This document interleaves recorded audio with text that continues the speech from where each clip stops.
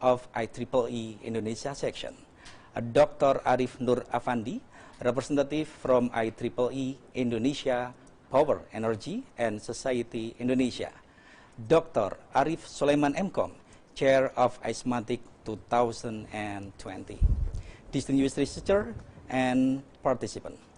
First of all, let us praise to the Almighty Allah.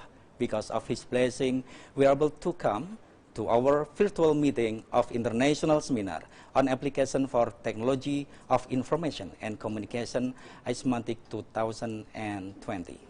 Ladies and gentlemen, allow me to read the agenda of this opening ceremony. The first agenda is opening, and then followed by speeches from the committee. The third agenda is speech by keynote speaker, and the last agenda is closing. Ladies and gentlemen, the national anthem, Indonesia Raya. The audience, great attention please.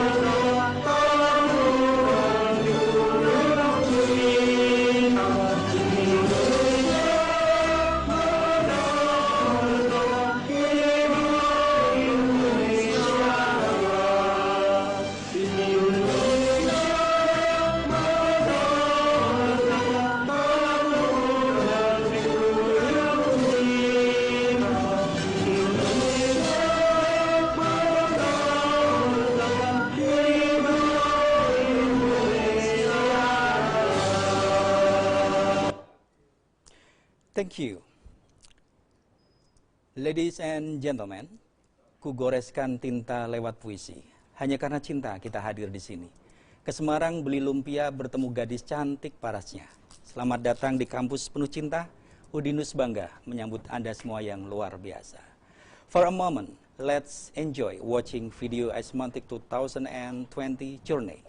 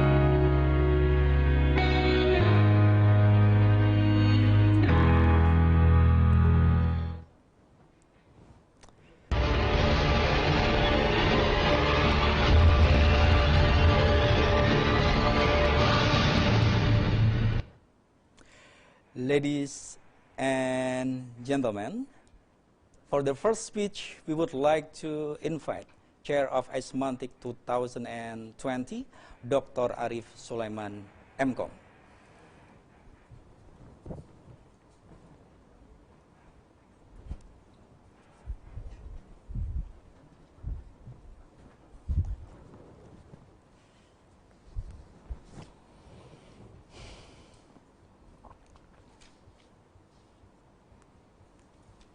Assalamualaikum warahmatullahi wabarakatuh. Good morning all authors, participants, and honorable guests. The distinguished rector of Universitas Dian Swantoro, Prof. Dr. Insinyur Edi Nur Sasongko MCom, the distinguished representative of IEEE Indonesia section, Mr. Iwan Shah, dearest honorable guests and all representatives from universities and other institutions. The distinguished keynote speakers and dearest author and participants for today's webinar conference. I am pleased to welcome to the webinar on international conference to discuss the scope of application for technology of information and communication. I am highly honored to take this opportunity on behalf of all committee and organizer to welcome all of you today to this 5th International Seminar on Application for Technology of Information and Communication, iSemantic 2020. In the previous seminar, iSemantic 2019, the topic that chose was Industry 4.0, Retrospect, Prospect, and Challenge, and it was great success. Last year, we have 115 papers accepted out of 183 submitted papers from 5 different countries, including China, Japan, Malaysia, Bangladesh, and Indonesia. All of the 1,115 papers presented last year have been successfully published in IEEE Explore and indexed-based corpus. And now with the new topic, IT Challenge for Sustainability, Scalability, and Security in the Age of Digital Disruption. There are 111 papers accepted out of 157 submitted papers from 5 different countries and are ready to be presented by authors and virtual conference today. It also my honor today to have 3 great persons who have agreed to be the keynote speakers for this webinar. The distinguished 3 persons are as follows. 1, Prof. Zainal Hasibuan from Dian Swantoro University, Indonesia. 2, Prof. Masanori Kakimoto from Tokyo University of Technology. 3, Prof. Nirmal Nair as professor at University of Auckland. Therefore, I would like to thank all the organizer, supporter, and organizing committee members of iSemantic 2020 who have made this conference happen. I believe that without their support and hard work, iSemantic 2020 in COVID-19 pandemic time would not have come true. I believe that the participating in this webinar together let us accelerate the exchange of ideas and scaling up of good practice. We do hope that in this webinar, iSemantic is also going to be a great success like the last 1 year. And we request for your support to make this event a memorable and successful one. Thank you for your participation and enjoy the series of webinar iSemantic event. Thank you.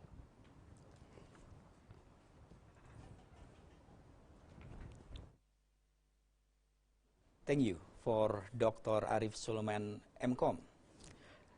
Ladies and gentlemen, the next speech is welcoming remark by Rector of the Nuswantara University, Professor Dr. Insinyur Edi Nursasongko, MCom.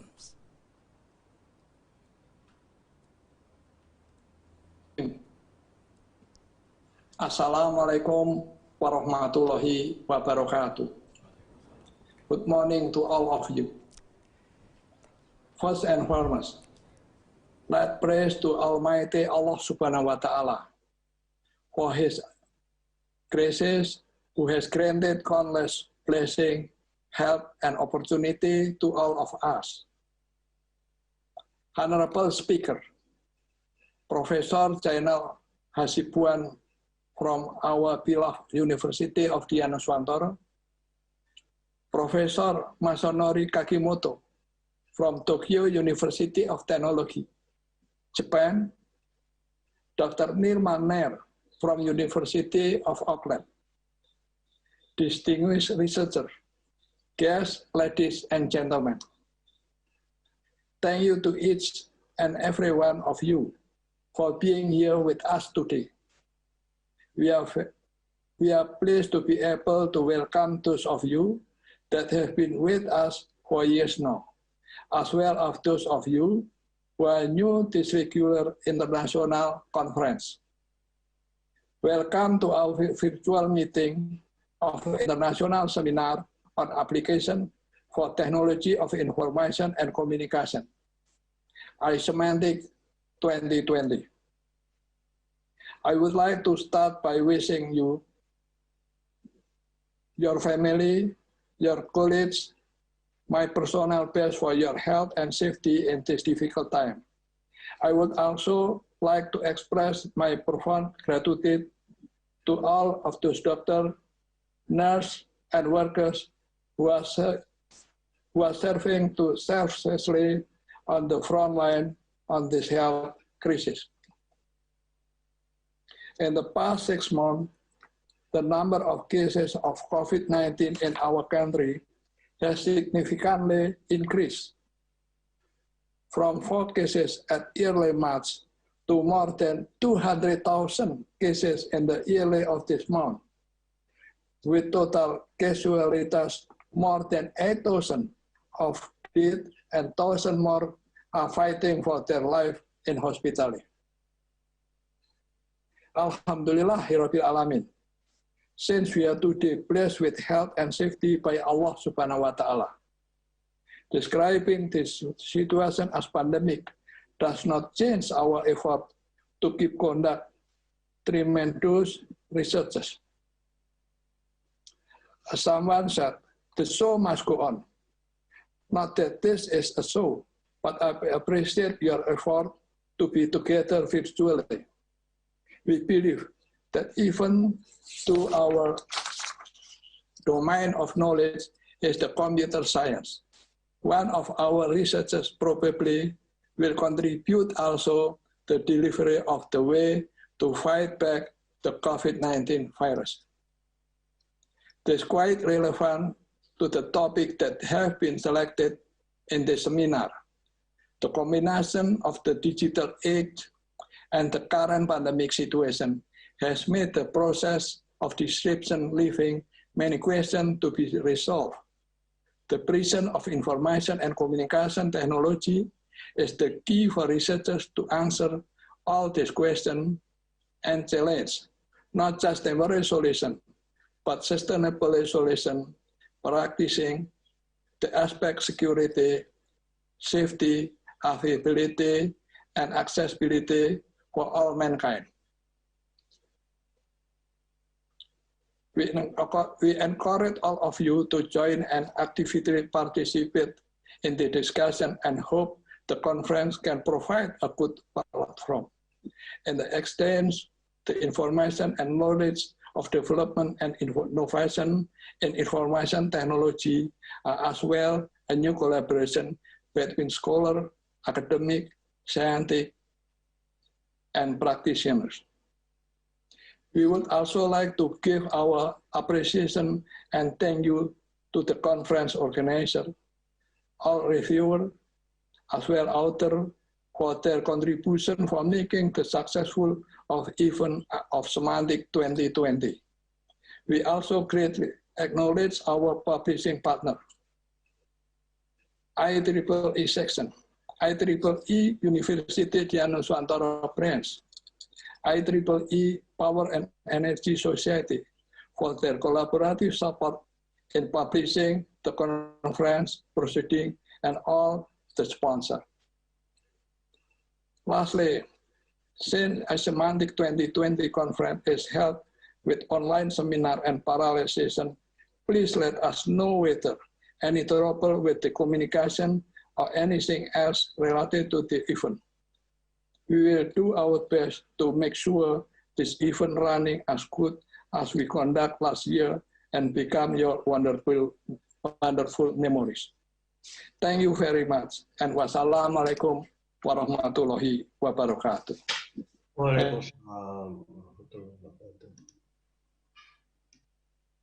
Swantara University, Professor Dr. Edi Nur Sasongko, MCom. The next agenda is IEEE Atskelan from IEEE Indonesia section. Ladies and gentlemen, please allow me to invite Mr. Arif to join with us.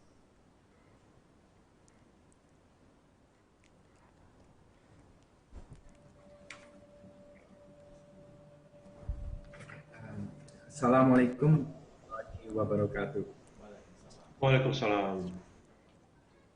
The Honorable of Universitas Dianus Mandara Semarang, Profesor Dr. Insinyur Edi Akimoto, of iSemantic 2020, Chair of IEEE Power and Energy Society, the keynote speakers and the panel speakers, participants of iSemantic 2020. Good morning from Indonesia, and good afternoon, good evening, and warm greetings to participants from anywhere joining this virtual conference. First of all, let me thank Dr. Pulung Nurdianto Andono as General Chair of iSemantic, as well as Dr. M. Arik Suleman as Chair of the conference for this opportunity. Honorable Professor Zainal Hasibuan, PhD, Associate Professor Nirmal Nair, and Professor Masanori Kakimoto as keynote speakers, as well as presenters and participants of International Seminar on Application for Technology of Information and Communication, iSemantic 2020. My name is Irfan. Allow myself to represent the Executive Committee of IEEE Indonesia section, where I am Vice Secretary. I am honored to be given this opportunity to provide some remarks. I wish to thank all of you who have joined this conference. IEEE Indonesia section currently sees a large number of active members and also conferences technically co-sponsored by IEEE Indonesia section.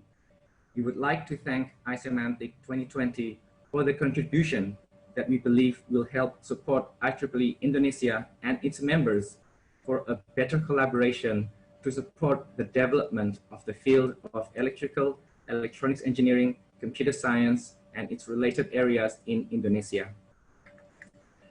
Putting together a conference of this size is not an easy task, especially during this time of the pandemic. The topic of this year's iSemantic is IT challenges for sustainability, scalability, and security in the age of digital disruption. We think that COVID-19 is also a major cause of disruption. Therefore, we hope this conference can also address this issue. This virtual conference itself is one example of the ways to overcome the disruption caused by the pandemic. Therefore, we hope, despite that we don't physically meet each other, or despite that we cannot physically come to Semarang and experience the hospitality of the people in Central Java, let us try to encourage networking among the participants and speakers. Feel free to talk to each other and have fruitful discussions. Hopefully, we can enhance collaboration in the future. And finally, we hope you will join us to make this conference a memorable event. Thank you very much. Assalamualaikum warahmatullahi wabarakatuh. Waalaikumsalam warahmatullahi wabarakatuh. Thank you for Dr. Astria Nur Irfansyah, representative of IEEE Indonesia section. Ladies and gentlemen, the next agenda is speech from Dr. Arif Nur Afandi, representative from IEEE Indonesia, Power, Energy, and Society Indonesia. Bismillahirrahmanirrahim. Assalamualaikum warahmatullahi wabarakatuh. Good morning, everybody. I am very happy to greet all of you to be here. The valuable time, the good moment for sharing our knowledge and improving our cooperation and collaboration. Thank you, the Nusantara University, to collaborate with PES Chapter IEEE Indonesia section. Today, we are on the one scene engaged fulfilling the fourth industrial revolution in digitality disruption age. All of our work will be pointed to gain the future change. The IEEE Indonesia became from the short story, started from the season collection in January 2015.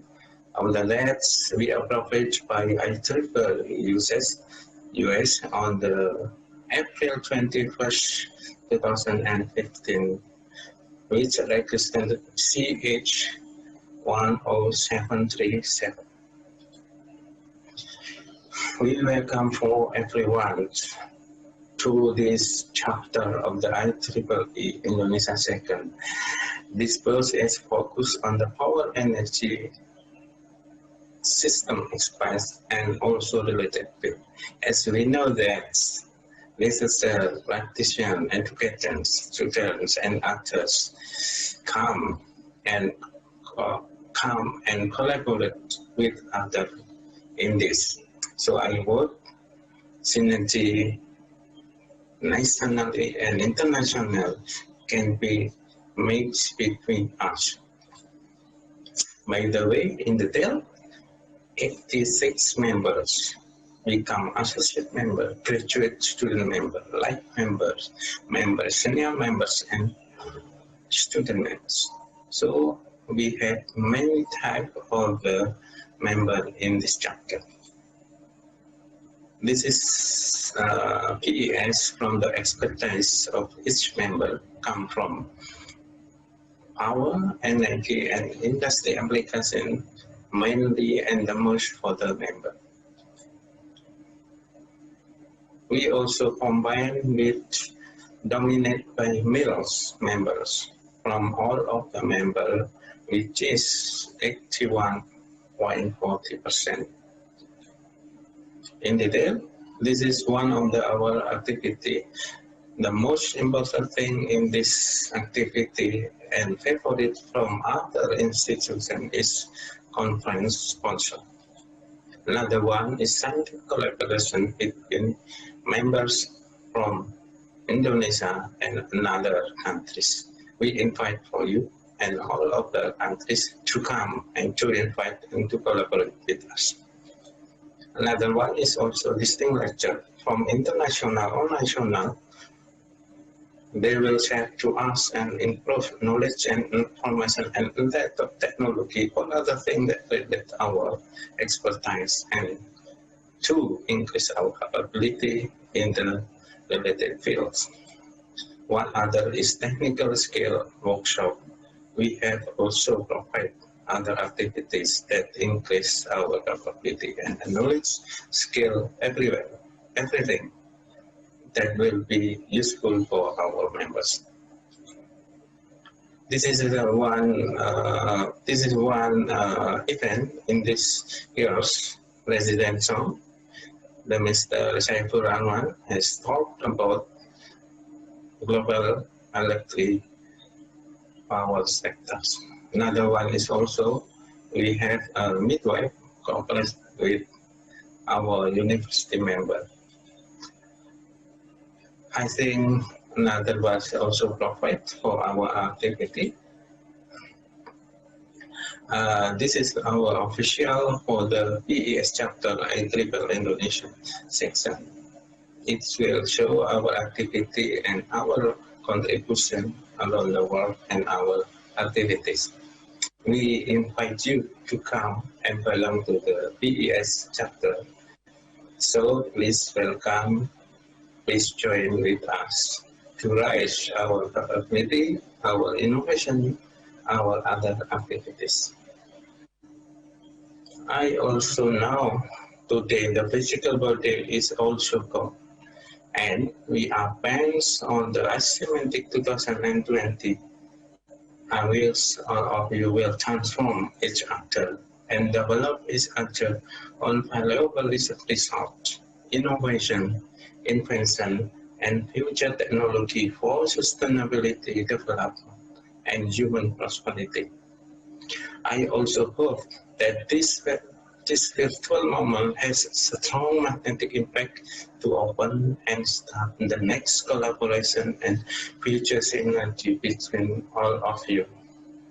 Finally, on behalf of the PES chapter Indonesia section, success for iSemantic 2020. Wassalamualaikum warahmatullahi wabarakatuh. Thanks. We say thanks for Dr. Arif Nur Afandi, representative from IEEE Indonesia PES, Power and Energy Society. Ladies and gentlemen, it's time for the seminar, which seminar will be speech by speakers. Professor Zainal Arifin Hasibuan, PhD from Dianuswantara University, Professor Masanori Kakimoto from Tokyo University of Technology, Japan, Dr. Nirmal Nair, BE, ME, PhD from Auckland, New Zealand University. And this seminar will be guided by Dr. Yumanto from Dianuswantara University. But before going, allow me to read curriculum vitae of the moderator. Jumanto, or Sample Jumanto has completed his PhD in Linguistics from Universitas Indonesia in 2006. He is Associate Professor of Humanities, especially of Education, English Language Teaching, and of Linguistic Pragmatics for graduate and postgraduate studies since 1992.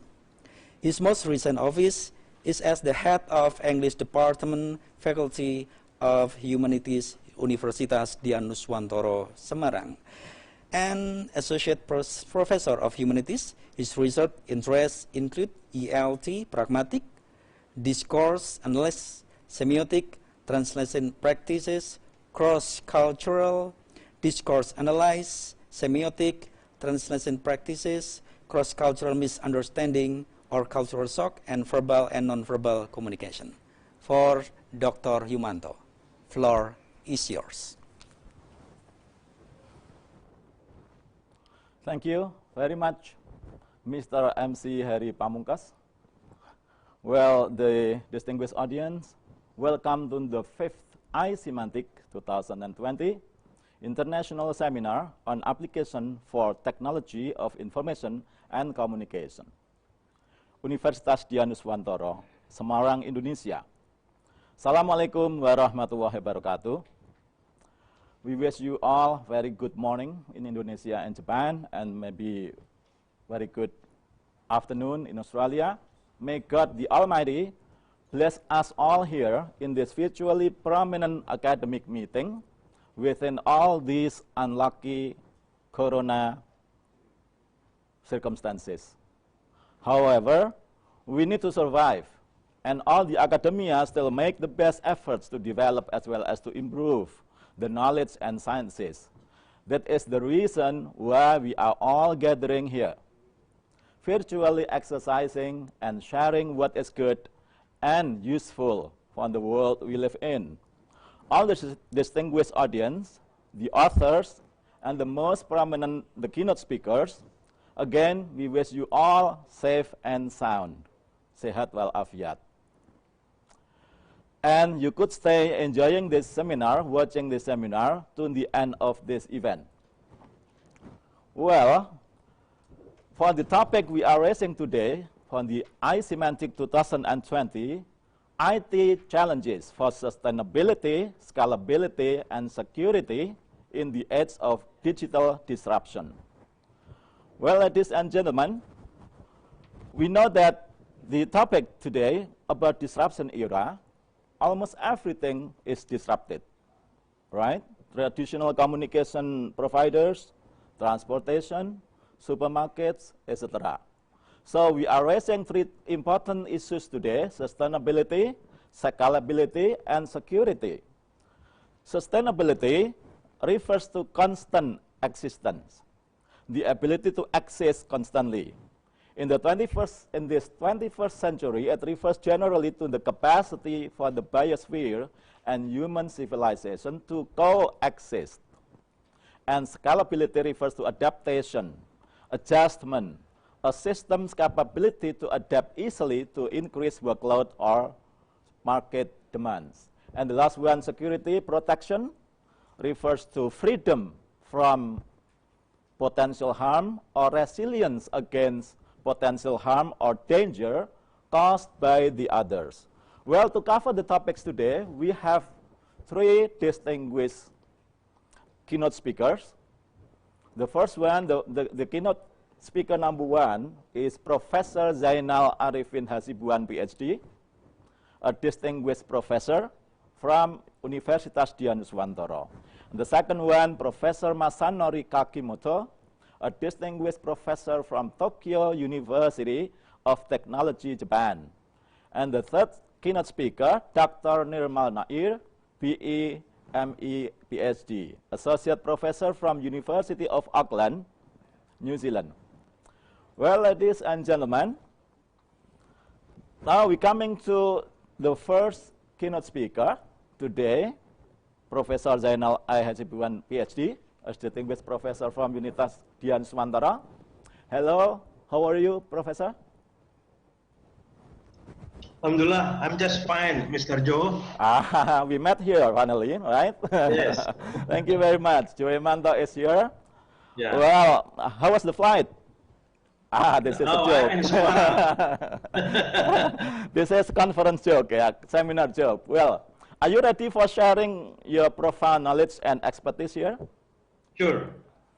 I'm ready. Okay, hold on. We would like to recite the great bio note of your Professor Zainal here. Well, Professor Zainal here is he was born in Pekanbaru, Indonesia in 1959. Wow. He received BSc degree in statistics from Bogor Institute of Agriculture, Indonesia in 1986. An MSc and PhD in Information Science from Indiana University in 1989 and 1995, respectively. Currently, Professor Zainal is a lecturer and PhD supervisor at Faculty of Computer Science, Universitas Dianuswantoro, home university of the seminar. He is also the chairman of Apticom Indonesia. This is an association of universities that has study programs related to information and computer family subjects, or better known as information technology. His research interests include e-learning, digital library, information retrieval, information system, and software engineering. This is only part of the performance of Professor Zainal Hasibuan, PhD. I believe there is still a lot of achievements from this distinguished professor. Well, okay, Professor Zainal, are you ready for the presentation of the material? Yes. Yeah. Yes, I'm ready. Okay, please, you have 30 minutes to present the material, and we would like to enjoy watching your presentation. Thank you. Please. Okay. Thank you, Mr. Jomanto. Allow me to share the screen for my presentation. Okay, see.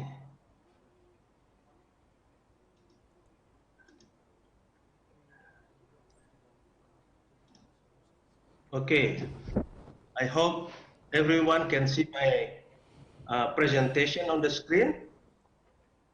Mr. Jomanto, can you see it? Yes, very clear, Professor. Okay, thank you very much for the time. The Honorable Rector Dian Usmantoro University, Professor Edi Kasongko, and my colleagues, keynote speakers that has present this morning, and also the participants of the iSemantic 2020. My presentation is about what I call it automated recognitions of patterns and regularities in big data using data mining and machine learning, a way forward for research advancements. My presentations organized as follows. I start from the background and motivations, and then move to the paradigm shift in recent research. And I have a premise, but I call it inherent structures of things, the insight in big data, and then data mining for patterns discovery, machine learning for learning the regularities and conclusions. First, background and motivations. As we all know, we are entering what we call digital transformations toward society 5.0. This is an external forces that force us to change. Secondly, disruptive technologies. It is revolutionary industry technology 4.0 that change most of the business model. And third, without we are realize we are now still in the COVID-19, but we have to anticipate what is after the COVID-19, which is things will be never the same again. So we have to formulate what I call it emergent strategy. As we can see here, digital transformations is on the way. Like it or not, we are moving toward what we call Industrial Revolution 4.0 and Society 5.0. It is characterized what we call it, everything is connected digitally.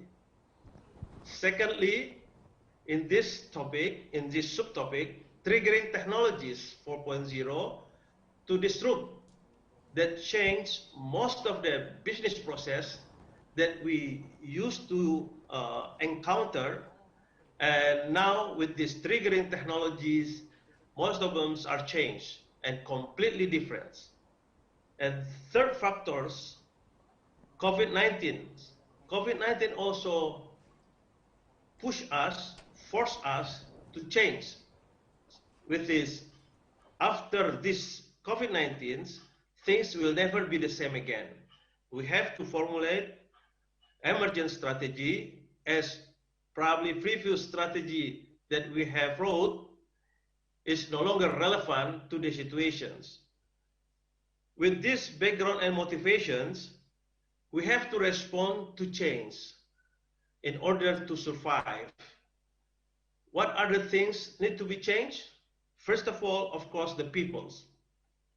We have to set our mind as well as our cultures to adapt without losing our identity to all these external forces that force us to change. Secondly, the process itself. The process, as the technology change, the way people doing business is changed as well. So we have to adjust suitable process in order to get an efficiency and effective activity in all our daily life. And the tools, most of the tools that we have are no longer suitable to the current situations. A lot of new tools that, like it or not, we have to use with it and we have to live with it. So in conclusion, for the background and motivations, we have to change our mindset and cultures. Secondly is a paradigm shift in research. As we used to do a research with a sample data, now everything we do are digitals. Everything we do can easily collect it through digitals. So it's become a big data. So the paradigm shift of the research move from the sample data to the big data. Secondly, in this paradigm shift in research, also most of our research previously is talking about descriptive, and we interpret it based on the data descriptive or analysis. Now, most of the research that encounter in this new era talking about how to predict something that never happened before, but we already have ideas what's going to happen. This is what we call predictive as well as a prescriptive. And not only about data and computations to descriptive to predictive, but also the programming language that we used to use, even though we have changed many times the programming language, but now we have to face a new programming language, what we call statistical programming language. As we can see here in this slide, data is very limited and homogeneous, but now we move to the big data. We're talking about populations. We're talking about multi-sources or multiple sources, heterogeneous, multi-dimensions, and not only talking about means, minimum number, maximum number, etc., but we're talking about patterns. So all research, whatever we do, mostly will fall into these categories. Secondly, in this paradigm shift of research, we used to compute descriptive data. We have like finding the means, standard deviations, etc., and testing the hypothesis. Even though such research and such computations that exist, but in addition to that, we are talking about patterns. We are talking about predictive as well as prescriptive. As we can see in this slide, not only we have a bar chart, but we have a graph. At glance, the graph is mean nothings, but computer can classify it, computers can identify it, computers can predict what's going to happen according to these patterns.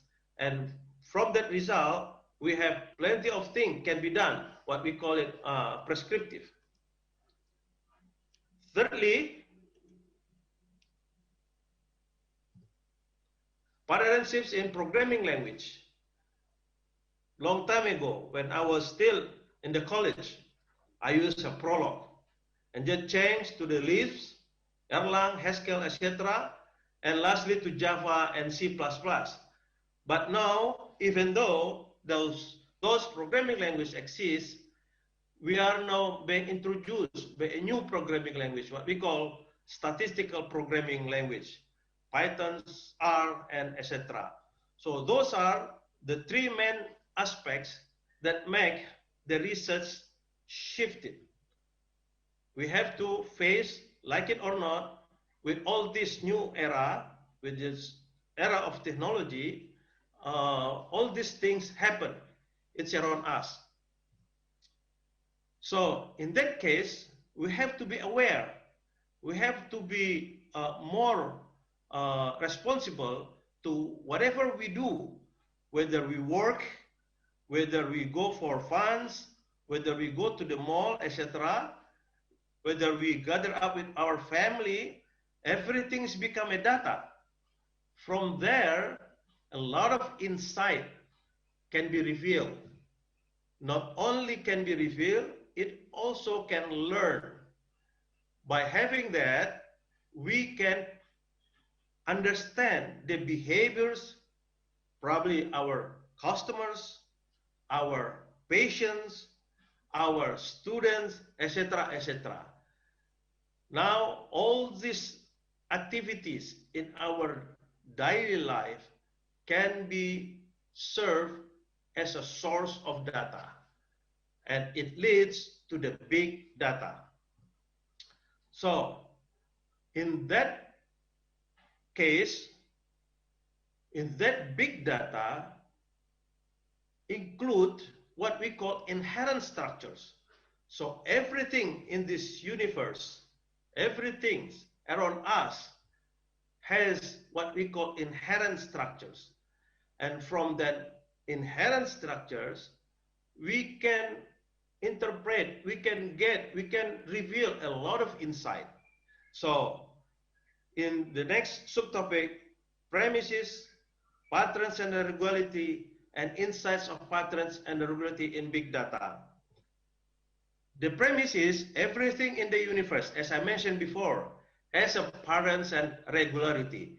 Even the irregularity is the regularity. Even the scattering that has only one cluster, for example, it is a pattern. So everything in the universe has patterns and regularity. So by having this premise, I hope we all more aware and more responsible to what we call data. And data can be generated from whatever we do, whatever present around us. Secondly, patterns and regularity come from big data of multiple sources, structures, as well as semi-structures, unstructured, quantitative, and qualitative. As compared to the previous research, mostly we are dealing with whether or not it is quantitative or qualitative, whether or not it is structures or unstructured, etc. But now it's all present together. So the challenge here, how to organize such data, how to utilize such data, so all the computational techniques may apply to such various heterogeneous data. Third premise is patterns and regularity give a lot of insight in life, whether what we call it customer behaviors, patient in the hospital, students in our school, etc., etc. Those patterns and regularity is repeated. And from there, if it's captured digitally, it can be predict because the nature of this repeating, and by having so, we know what's going to happen. So patterns and regularity is repeated. Regularity derives from the data. Patterns and regularity are used in basic computational thinking. So it's relevant to our themes of this conference. We are talking about sustainability, scalability, and security. So it's not far from how we identify, how we describe, how we classify, how we predict, and how we prescribe everything we deal with. So the insight from the patterns and regularity in big data, for examples, among others, supply chain management. Supply chain management includes a lot of entities along the road. So, and it is actually has embedded inside the supply chain management something that repeating over and over from time to time, from place to place. So in order to ensure the supply chains run smoothly, so we have to have this big data and then study, explore, analyze the patterns and the regularity that happen to it. The same thing with the enterprise resource planning.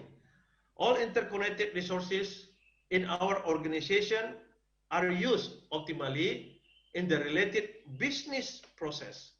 So no other single entities being ignored due to this digital era.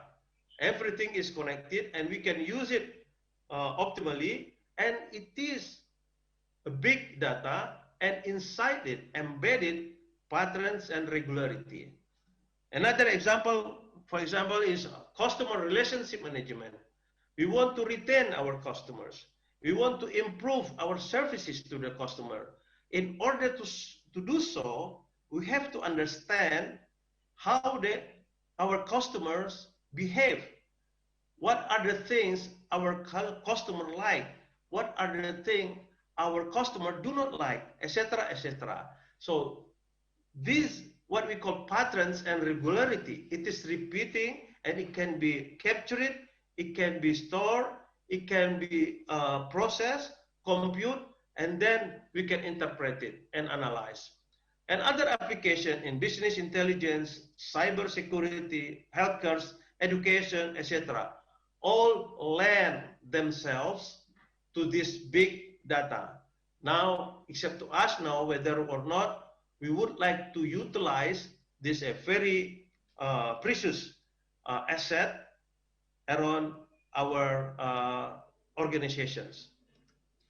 So, in order to reveal that inherent structures of everything, for example, in order to identify the fingerprints, billions fingerprints exist, which is, thanks God, every one of us has a unique fingerprints. How we can easily identify among these billions of fingerprints? We're talking about patterns and regularity. Classification, the same things. A lot of things need to be classified. A lot of things need to be classified in order to manage, in order to utilize, in order to make it more valuable, etc., etc. So these, the inherent structures that embedded in big data. For example, also prediction. We want to know when number of students this year decrease or increase due to several factors, we have to anticipate what's going to be the next years, whether or increase or decrease, because for sure, all the factors affecting numbers of students, it is contribute to the patterns and regularities. So now we go to the data mining, how the data mining can discover patterns. For examples, I give an examples, research that we have done so far. One is what we call patterns of cyber attack.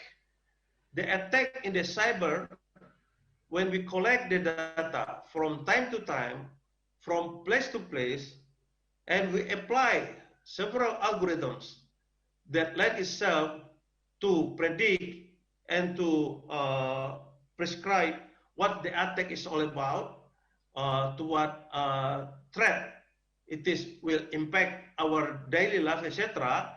So we can do it as long as we have a sufficient big data from time to time and from place to place. And also second research that we have done, patterns of ICT adoptions, how actually individuals, organizations adopt ICT for what purpose. That's also have a patterns and regularity among them. By knowing that, we can put a very straightforward strategy in order to make all the investment optimized, make all the investments being utilized fully so that we are avoid from loss.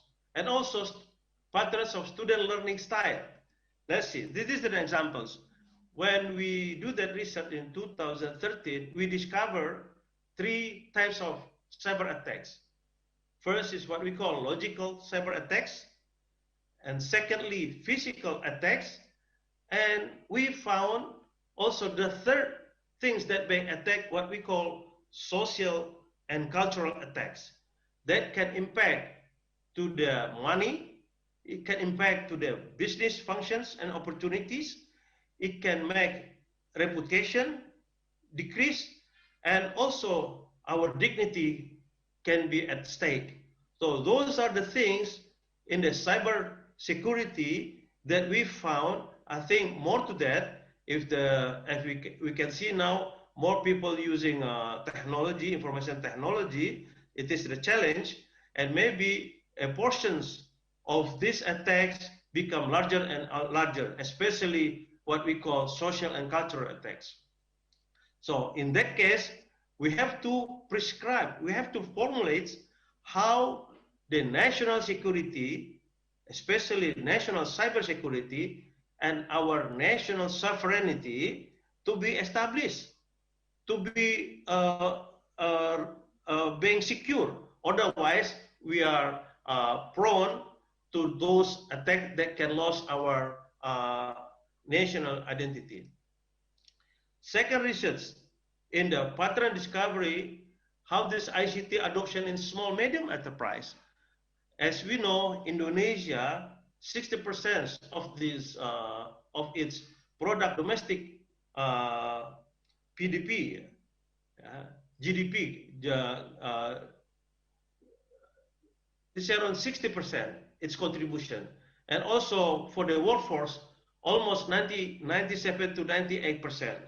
So we focus our research in small medium enterprise, and we study how the small medium enterprise adopt the the ICT. By knowing how the small medium enterprise adopt the ICT, we can formulate the strategy to make a very effective intervention, so that small medium enterprise can lift up its performance, it can improve its production, its supply chain management, its marketing, etc. And then about the learning style, student learning style, it also can be classified. Our traditional teaching and learning assume all our students in the class has the same capacity and the same capability. Actually, that's not true, because each of us has a certain degree, likeness about a courses, maybe health, IQ, etc. A lot of factors involving a student. So each student have a unique learning style. The problem is how we can approach each student effectively, one by one, what we call it personalized learning, by having this technology. So we cluster the student learning style using the principal component analysis, reducing the dimensions, and then we apply the cluster technique in that. So actually, there are 4 to 6 clusters that can happen in one class. So by having so, we can formulate the teaching and learning strategy that more effective to the students.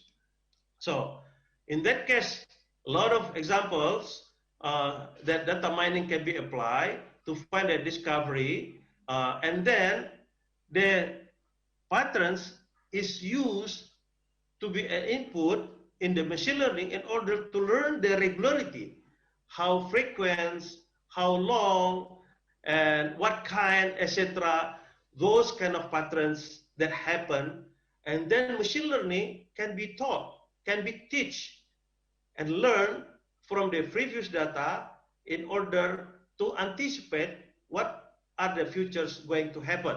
So regularity of the pattern from time to time, temporal analysis, regularity of patterns from one place to another place, spatial analysis, combination of temporal and spatial analysis produce a very robust patterns.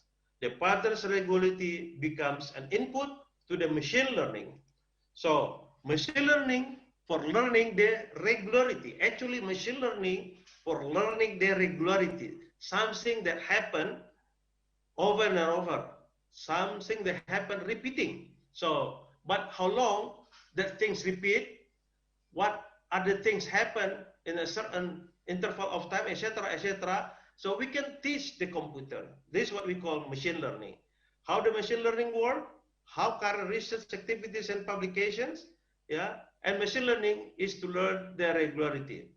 So this is how the machine learning work. Actually, it's very simple. We have what we call training data. We put several input from the previous event, from the previous things that we analyze. For example, about the small medium enterprise. We know that, for example, in the sector culinary, the patterns of using ICT actually for the marketing, for example.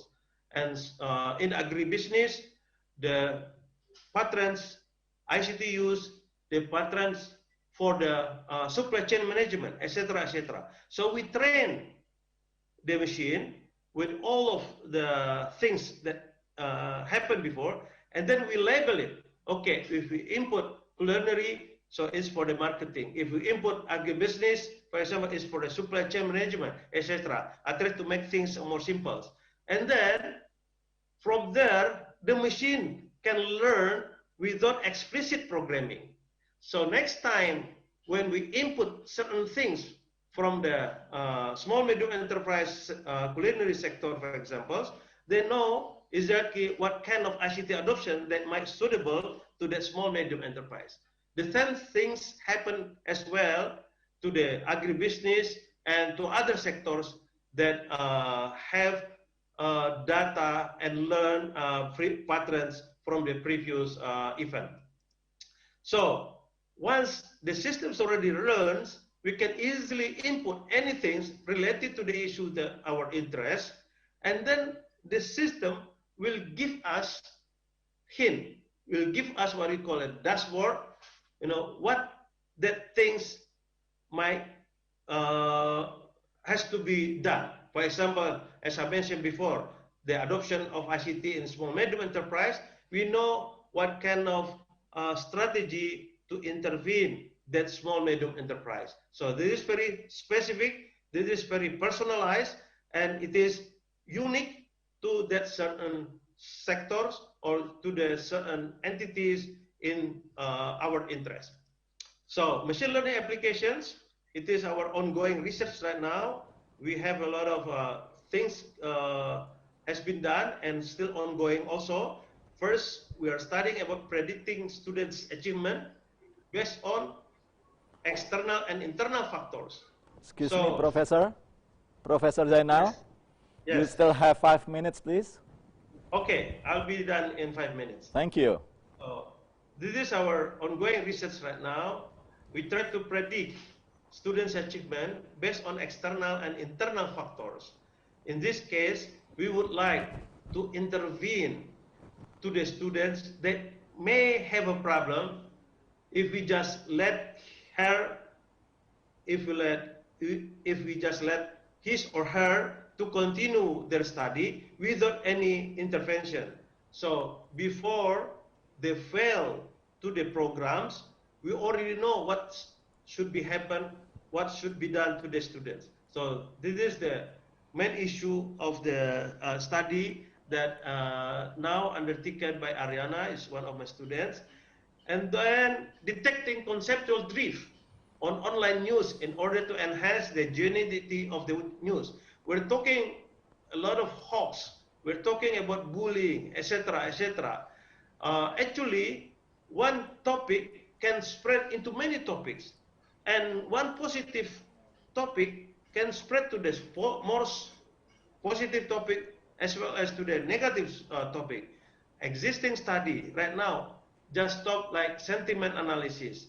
So now, or hoax detection, we are detecting conceptual drift, how the concept, how the topic changes from time to time. So, and then capturing the source. By having so, we have a pattern, so we can predict whether or not the topic is genuine, it is including hoax or not, including trying to provoke certain society or not, etc. So by having these systems, we can anticipate before the social unrest happens, we can anticipate what things can be happen. And third study that we are doing right now is monitoring learning progress based on the formative and summative evaluation. This is different than the first one. The first one is achievement, student achievement after one program. For example, undergraduate 4-year students. Before the 4-year student ended, we have to do something. So in the third is learning progress is a class monitoring, course by course. So we have to intervene a student before the end of the course. So this is make the personalized learning more possible. Also, dynamic learning personalization based on learning style. We cluster students instead of assume all the students have the same capability and capacity. By dynamic learning personalization, we cluster them and then we intervene according to the cluster. And also study that we are doing now, predicting student performance based on student profile and academic activity using cluster analysis. This is also done by capturing all the academic activities, so we know whether or not the student have a better performance or not. So in machine learning is to actually what it's doing is to automate the insight of the big data. So this is a powerful technology that as a consequences of this digital era, as a consequences of many disruptions that happen around us. With the ability of machine learning to learn, makes the insights of big data can be easily revealed. Trial and errors is applied in order to find a better performance of the insight in a specific area. This is also a bit different than our traditional research. As the volumes of data become larger and larger, machine learning will learn better and better. So in conclusion, data is an asset. We have to build a culture that data is an asset. It has a value things in it. So we have to gather it and we have to be careful with it. We have to be aware of it. Big data will widely used instead of sample data. Data mining is to mine the huge volumes of data in specific area of application in order to get the patterns and reveal the insight in the big data. The patterns is used in the machine learning to find the regularity and teach the machine to learn so the machine can perform better. It is believed that introducing machine learning is a way forward for research advancement in all sectors. Automation of machine learning will generate quicker solutions to certain insight of interest. I think that's all of my presentation. Hopefully it's benefit to all of us. Thank you very much. Assalamualaikum warahmatullahi wabarakatuh.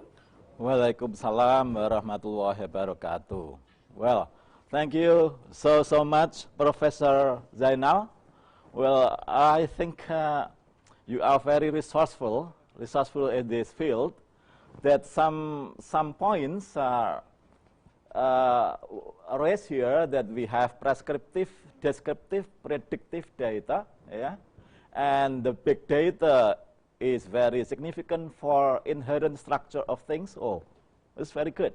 And I have a very good citation here. Everything in this universe is under pattern and regularity. Wow, I will remember this. Well, and for the insights, we have to find steps here: identification, description, classification, prediction, and prescription for everything, for almost everything of field in life. Well, this is very, very significant. Well, ladies and gentlemen, we have 10 minutes for questions. We open 3 direct questions. And Professor Zainal is very welcome to responding to your questions. Please, this is very rare occasion.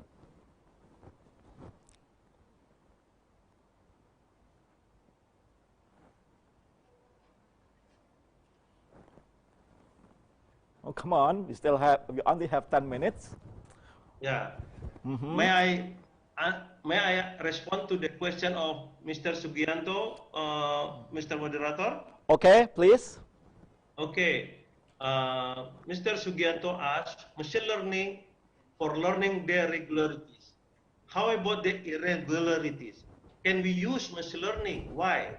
As I mentioned before, the irregularities itself, it is the regularities. Because, so this is very interesting. The irregularities, it is the regularities. Because probably if we have a habit, for example, during the working days, we go to work from 8 to 4 o'clock. Probably we take out or we go drive our car from home 7 o'clock in the morning. And then come back to our home again 4 o'clock from the office and maybe arrive at our home around 5 o'clock, for example. That's the regularity.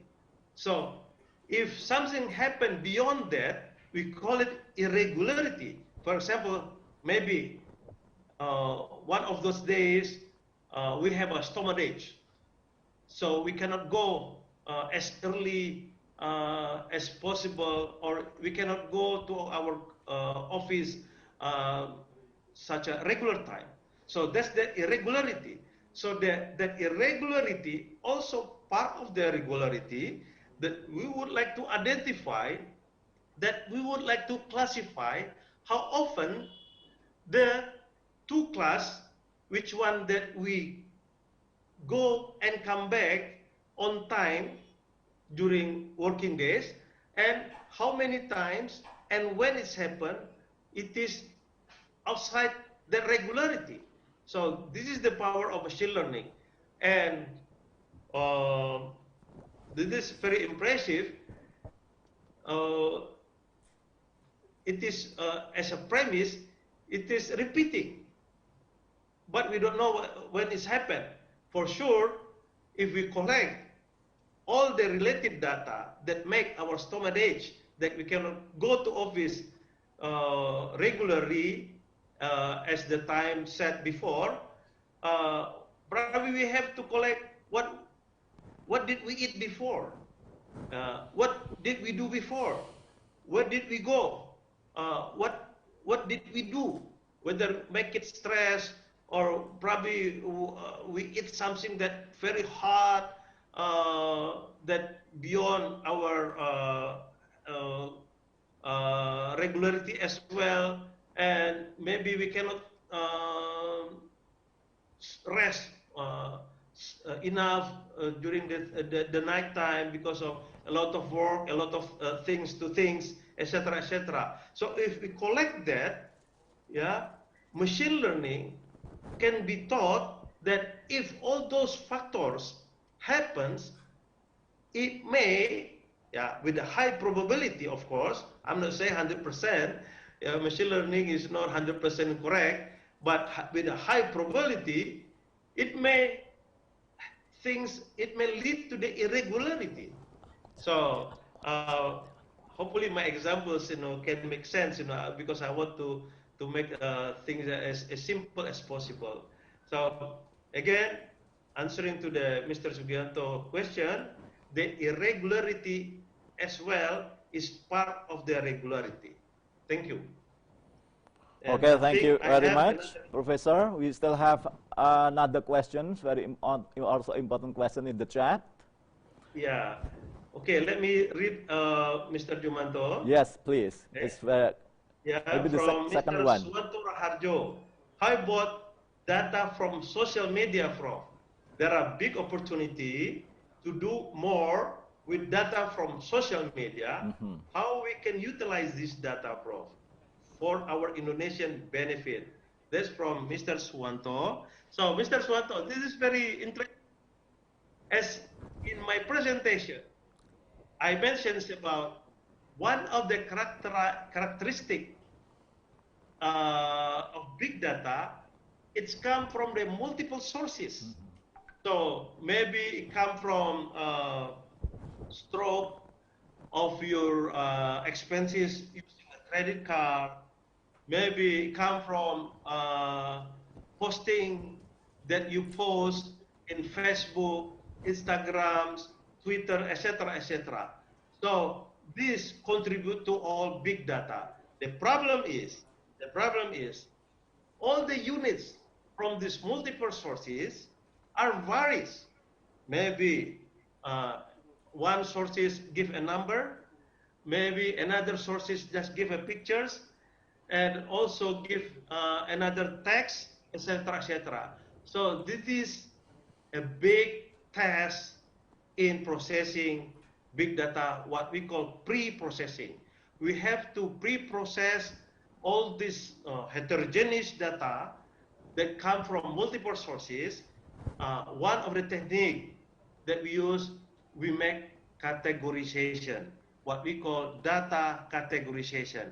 For example, if we're talking about social welfare or social status, we capture, for example, their expenditures every month, and then we classify rich, mediocre,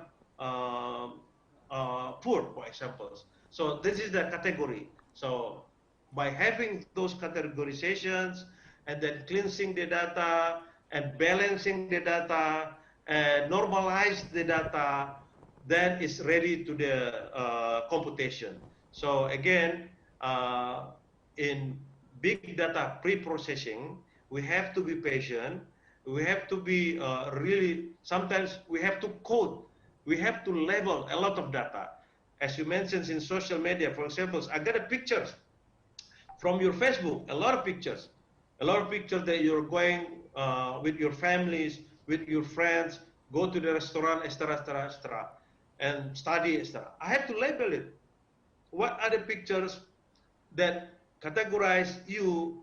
Go with your family, go with your friend, go to certain places, etc. Then I start collecting your behaviors, your patterns, and your regularities, and then also collecting others more or less the same things. So we can classify later on what types of people who like to go to certain places, what types of people who would like to eat something, etc., something like that. So social media, multiple sources is a very challenging source of data, and you are right. A lot of things can be revealed from activities in social media. So be aware with that. It is a big challenge. I can talk hours and hours behind the social media provider, why we are using social media for free, even though we have to pay for the bandwidth. Yeah, actually, what they're doing is capturing your patterns, capturing your regularity, and then sell it to the related industry. Okay, hopefully it's answer your question. Hopefully it answer the question. Another important question from Mr. Afandi, Prof. Is there any framework to decide the size of data? Is there any framework to decide the size of data that we need to collect in order to conduct a big data or machine learning research? Yeah. Actually, there is no specific framework in order to decide the size of the data. Big data is a big data.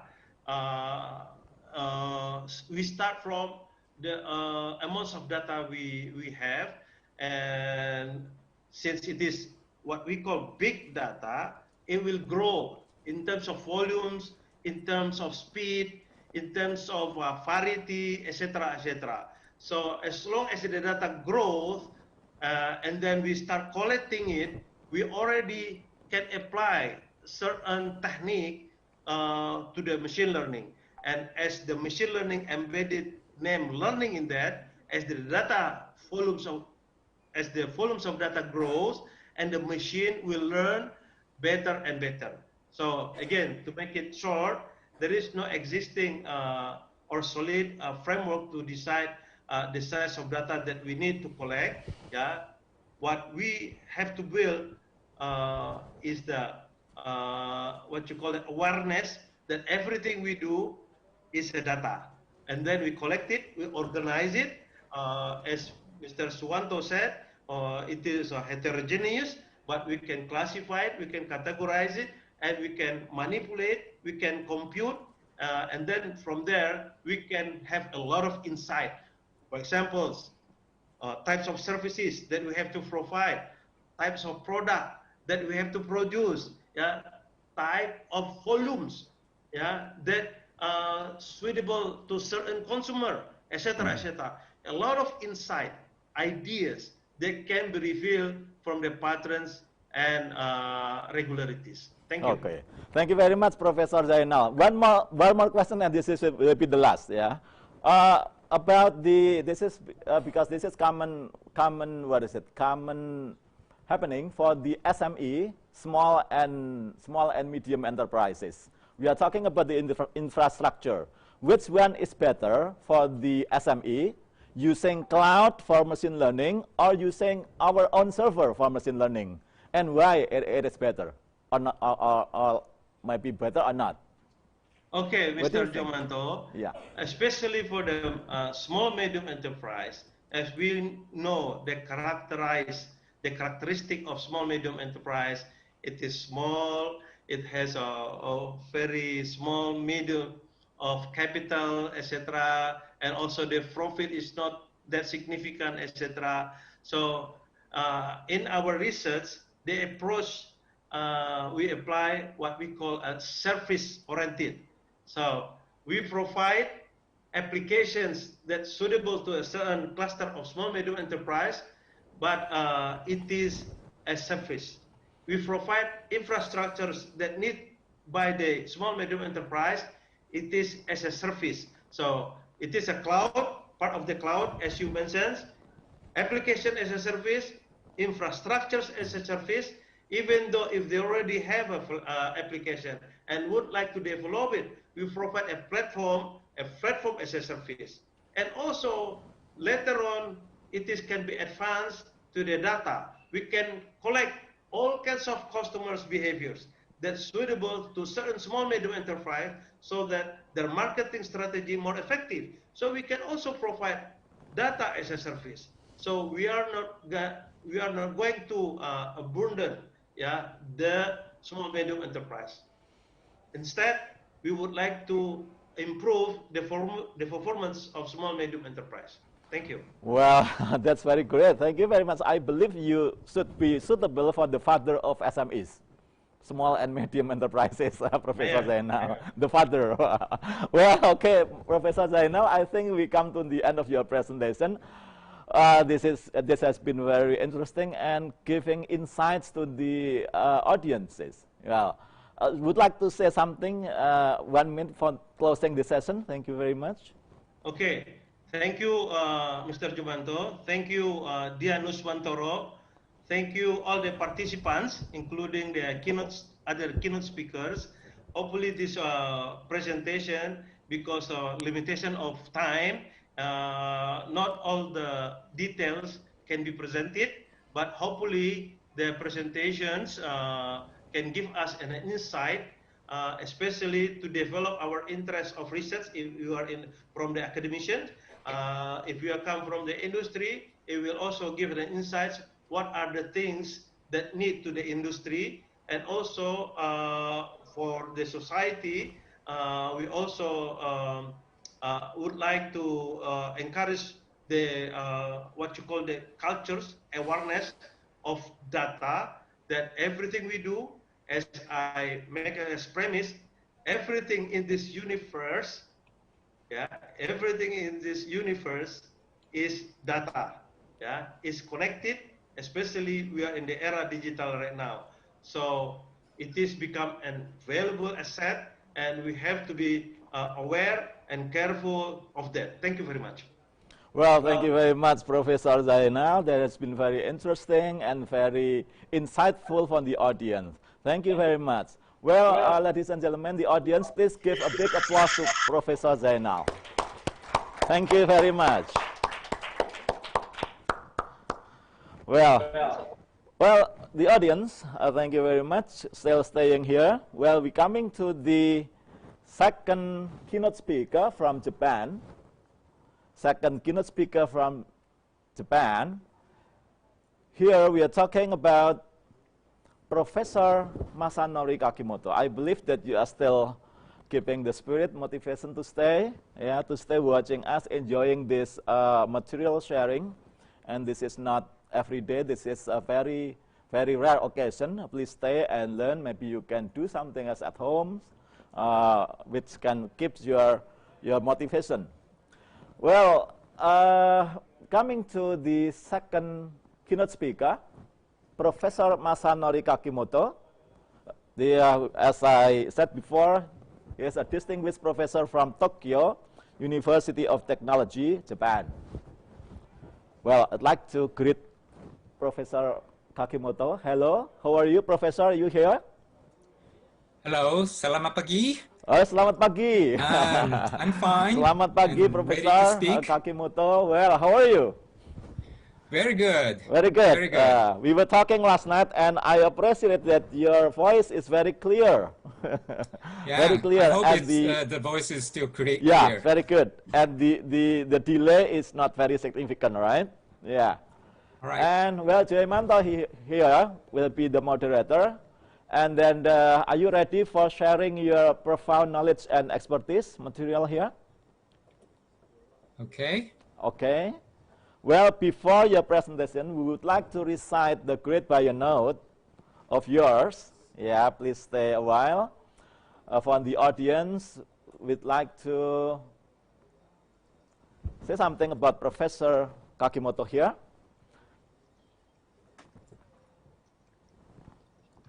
Okay, can I start? Professor Kakimoto is a distinguished professor in Tokyo University of Technology, TUT, Japan. After graduating from Department of Electronic Engineering, Faculty of Engineering, the University of Tokyo, he worked for Fujitsu Laboratories, Graphica, Nova Tokai, Japan Silicon Graphics, currently Japan SGI, and Silicon Studio. Wow. Before taking up his current position as Professor Dean of Media. Professor Dean of Media. During this time, he completed the doctoral program at the Graduate School of Information Science and Technology, the University of Tokyo, and was a secretary to the IPSJ Graphics and CAD Study Group, and the director of the Visualization Information Society. Well, this other topic would be very interesting for the audience. I believe that the audience is not patient, yeah, to enjoy and watch the presentation. Okay, that's why the time is yours, Professor. Excuse me, you have 30 minutes for the material. Please, okay. The time is yours. Thank you. 40 minutes including Q&A. All right? Yes. Can I start? Okay. Start from now. Thank you for introducing me, Dr. Jimando. Selamat pagi. I am Kakimoto from School of Media Science, Tokyo University of Technology. It is an honor for me to have this opportunity to speak at iSemantic 2020. For the next 30 minutes, I will talk on visual and vision simulation, mainly introducing my past and current research. After graduating from Faculty of Engineering at the University of Tokyo, I started my career nearly 40 years ago. As you see in this resume, I have worked as a researcher, a programmer, a systems engineer, a software engineer, or a teacher. For the past 38 years, I continuously have been engaged in engineering of computer graphics. Here is the content of my talk today. First, let me introduce School of Media Science of Tokyo University of Technology. It's a kind of advertisement. And then I will show you a very brief introduction of computer graphics technology. Then the main portions of my presentation will follow after that, focusing on visual and vision simulation. I hope you will enjoy various images and movies, most of which are demonstrating results of my research. Please allow me to spend a couple of minutes for advertisement of School of Media Science at Tokyo University of Technology. We have been doing research collaboration with ITS Surabaya for nearly 10 years. More than 10 PhD students from ITS stayed in Tokyo for a few months and resulted in more than 20 collaboration research papers. I am grateful that so many students visited Japan, and my faculty staff at Tokyo University of Technology enjoyed doing research with them. It is my pleasure that many of those students are now active as university lecturers. I myself used to be an advisor for Dr. Arya Solman, MCOM, Chair of iSemantic 2020. I am very glad to see you this morning, Arya-san. I'm wearing a batik that you presented me. Thank you. Other than ITS, the school is collaborating with nearly 20 universities, mainly in Asia and Europe. The purpose of this slide here is to offer each of you a research collaboration with Graduate School of Media Science of Tokyo University of Technology. Media science covers a lot of related research fields, and nearly 40 faculty staffs here in Tokyo cover all the areas shown here. If you find any keyword relating to your research area, please consider a collaboration with the school, and please don't hesitate to email me if you are interested. Now the advertisement time is almost over. I am showing where is the rest of my today's talk in this map. I will cover some area in visualization-oriented computer graphics. Let me start a very brief introduction of computer graphics from a viewpoint of technology. Here I show a map looking down on computer graphics research area with some related fields in computer science. My talk today will focus on an aspect of applied engineering and science. In technological view, I will talk about image generation or rendering in computer graphics rather than interaction, content design, or hardcore technology like virtual reality or image processing. This is a diagram that I present to my students in the day 1 lecture class of computer graphics courses. I would like you to know the 3 main element technologies in computer graphics, which are modeling, animation, and rendering. This slide explains the information processing flow of computer graphics. I have been an engineer mostly pursuing rendering algorithms and technologies. Rendering is the last step of the computer graphics process. There are 2 types of rendering, which are real-time rendering and pre-rendering or batch rendering. Real-time rendering is very quick, generating more than 60 images per second and used in games and virtual reality.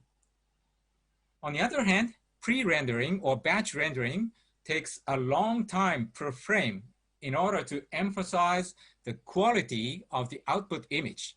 The following part of this talk, most of the example images are output of real-time rendering. Let me go on to the body of my presentation. First, I will introduce visual simulation showing various examples.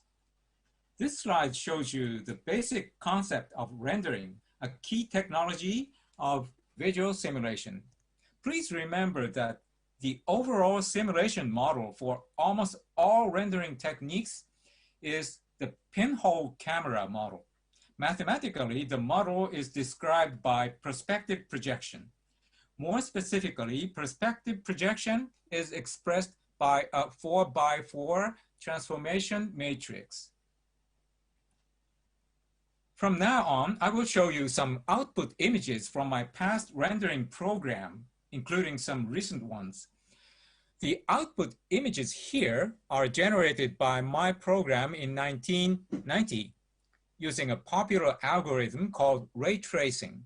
The algorithm is known to produce photorealistic image and used heavily in the film industry, even now. It took hours or even a few days to generate these output images. Now, the computer power is greater, much, much greater than 1990 by orders of several magnitude. It would take several seconds with the newest PCs. It would even take several seconds. From 1995 to 2012, I worked at a Tokyo subsidiary of Silicon Graphics, a Silicon Valley company which used to exist. When I was in charge of systems engineer for manufacturing industry, I wrote custom-made software for Japanese manufacturers. The left image is called zebra mapping, which was for Honda Motors. The second left is a sectioned image of a 3D design data of a printer.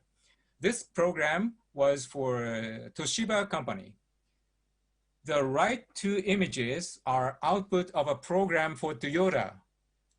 The common purpose of these software is design review. Product designers use design software to make shapes for their product. They need to check whether the shapes and appearances are good or not. Realistic rendering, or in many cases, comprehensible, easy to understand rendering results are very useful because they can save time to make a markup. Please note that every image here is real-time rendering output.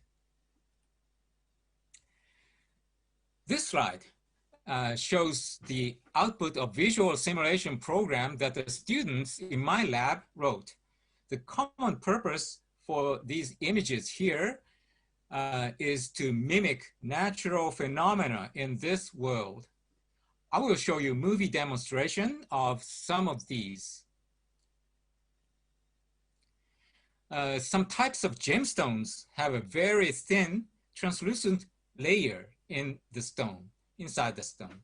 According to the light wave phase difference between lights reflected by the layer, rainbow color can be seen inside the stone. It is called structural color.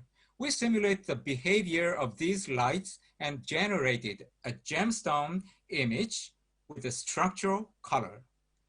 This program uses a ray tracing algorithm and takes some minutes to render a frame image. An undergraduate student wrote the program and made this animation. The second one is an Aurora image visualization movie. You are supposed to look up the aurora in the top center of the sky. A major challenge in this visualization is the motion of the aurora shape. We assume that the curved line on a certain height in the sky, it is something like a curtain rail, and every point on the curve is the starting place of the aurora lights coming straight down towards the ground. It is scientifically correct in most cases. We then concentrated on the deformation of the curve on the ceiling. As a matter of fact, the precise mechanism of aurora movement is not known, even with the newest physics. There are some assumptions to make the movement of the curve, and we visualized the aurora appearance, shape and appearance. Next one is a demo of water droplet motions and appearances on a water repelling windshield. If you polish your car's windshield with water repellent spray, raindrops will smoothly move or actually roll on the surface. The outside view of this motion image is a captured movie from a seat in a car. The raindrops, moving raindrops, are computer-generated shapes and rendered taking refraction into account.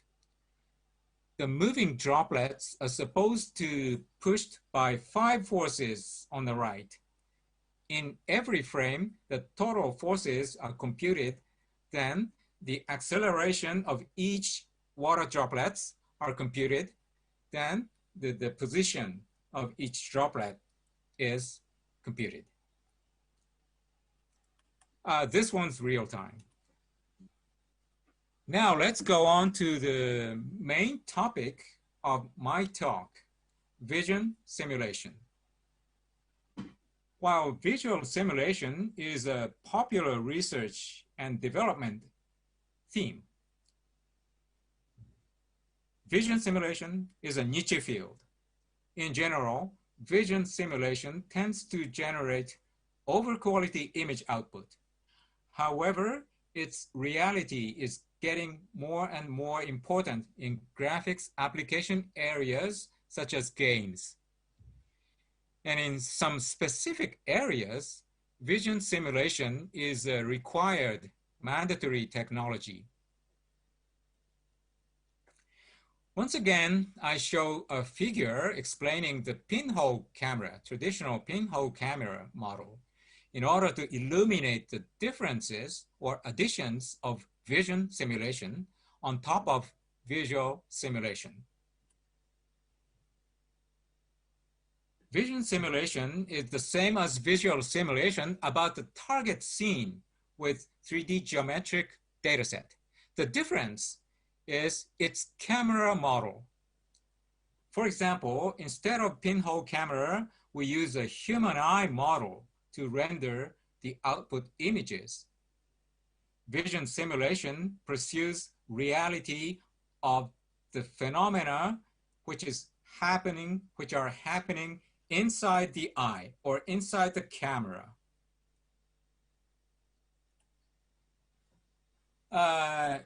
You can replace the camera model with other models like eye model, eye with myopia or astigmatism, or you can add refraction correction by eyeglass lenses, or you can replace the eye model with camera lens model.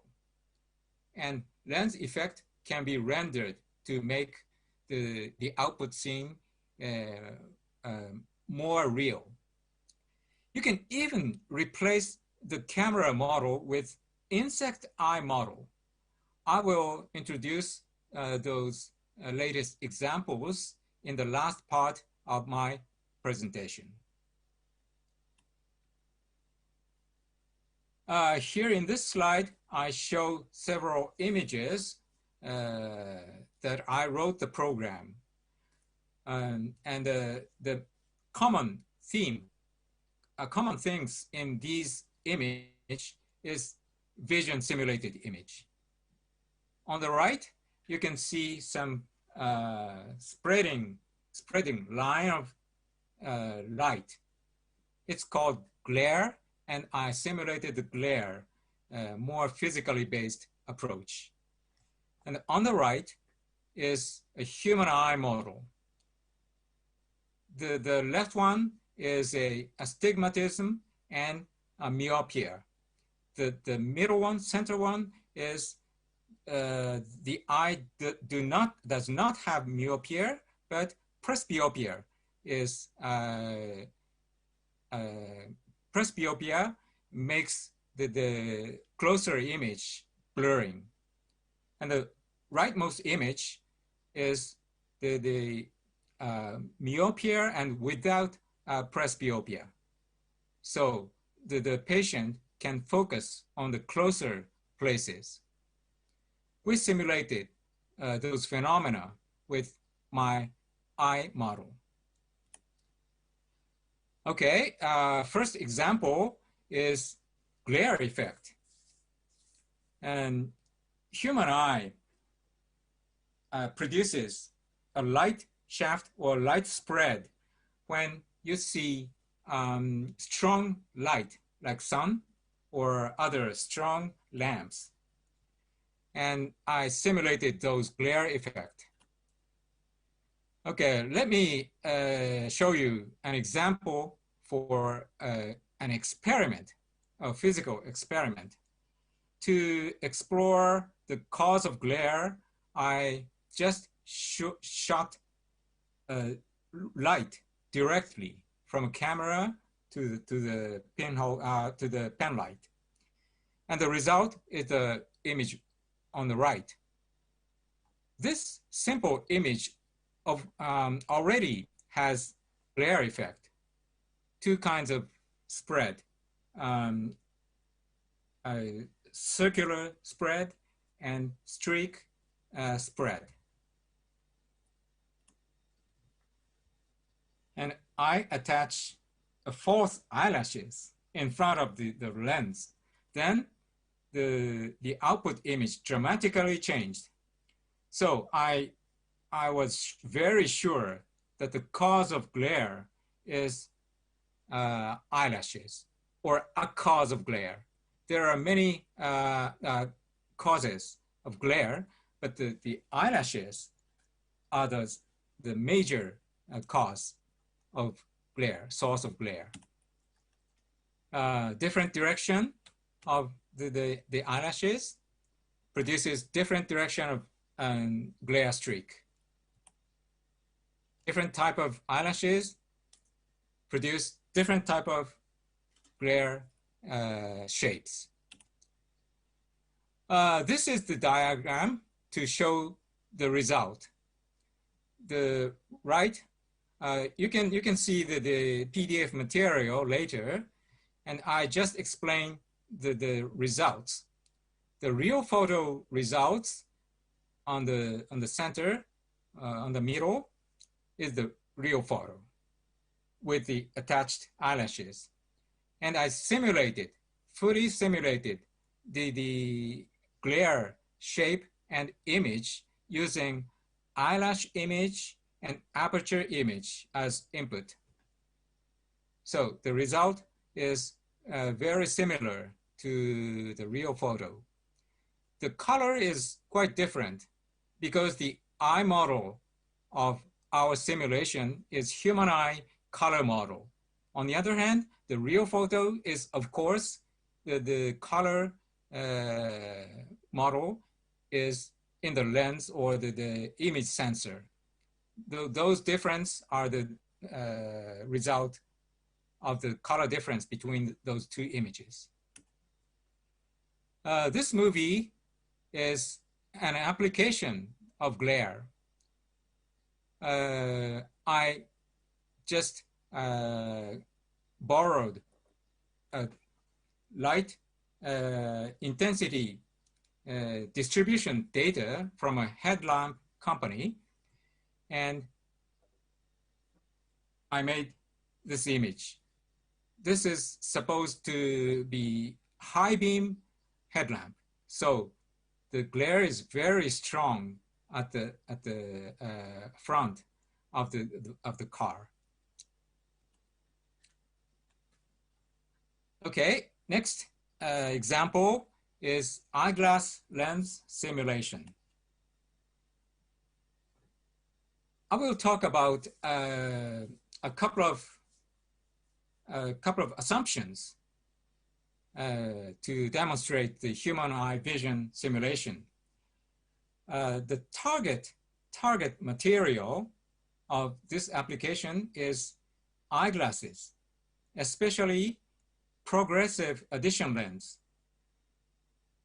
Progressive addition lens has a concave lens on the top part or the upper part of the lens, and the lower part is relatively convex to see the closer image. Actually, this eyeglasses are progressive addition lens. And our simulation corrects the bokeh and blur syndromes of myopia, presbyopia, or astigmatism by putting a lens shape in design before the eye model.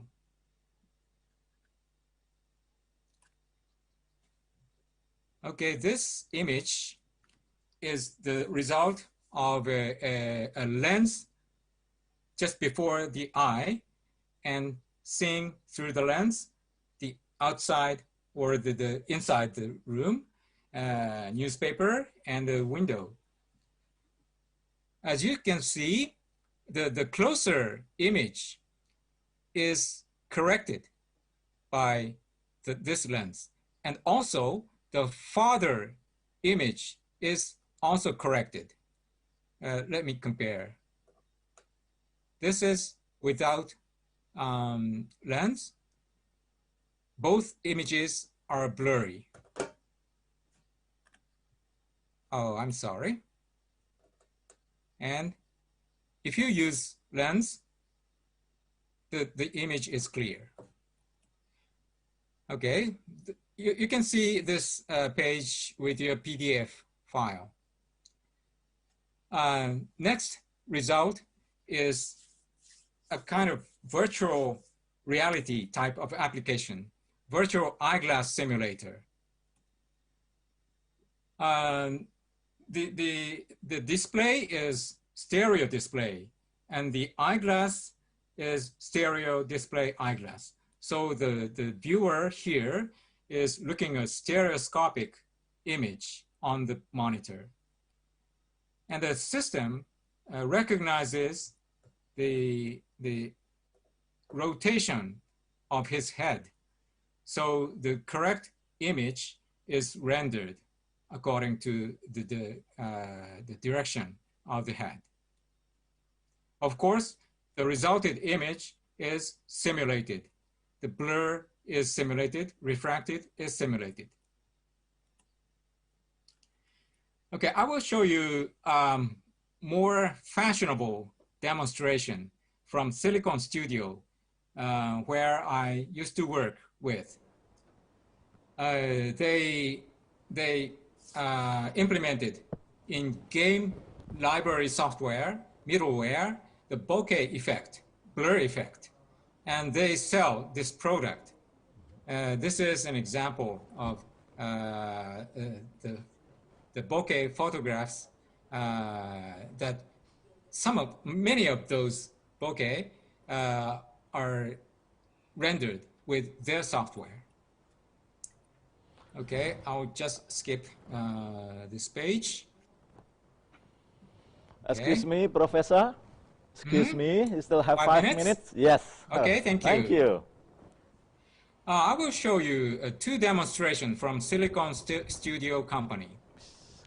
Please note that many strong light effect, camera effect, bokeh or blurring effect is in the demonstration. This is a real-time lens effect demo. Please believe, this is real-time demo, so the game player can interact with this scene. You can see the rainbow color glare streak and defocus on the backside of the room, etc. Okay. Next demonstration is a more game-oriented scene. You can see those light streaks, the light blurring by the physical lens, which mimics the physical lens.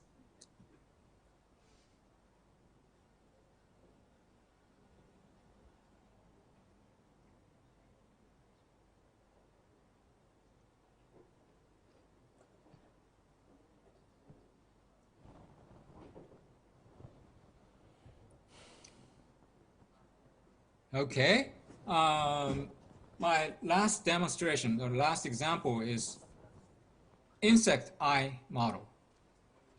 I assume some premises. It is impossible to simulate insect brain. Perception is not for eye, not with eye.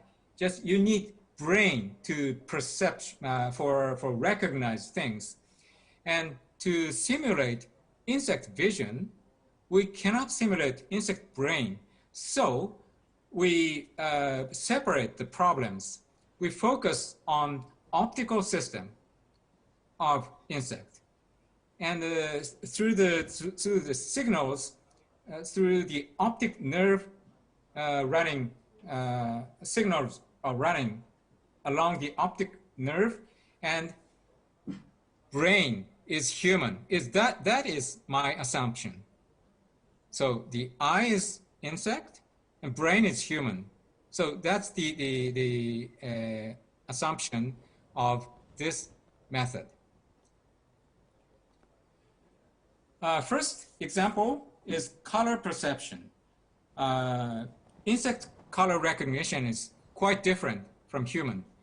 For example, bees have UV channel, blue channel, and green channel, and they don't have red channel. On the other hand, human does not have UV channel. So we try to shift those three channels and use the color sensitivity graphs both for human and insect. And of course, the input image spectral data is used to generate these images. On the right is the bee's color perception image. The center middle one is the human color perception simulation. Of course, input image is camera color perception image. Okay, the last example is compound eye stimulation. Please remember one thing. Compound eyes consists of many individual eyes. Those individual eyes each of them has only one pixel. That's the important assumption. So I just skipped the detail, but the result is on the right. The result is the closer image is more clear for insects. And the farther image is very, very blurry.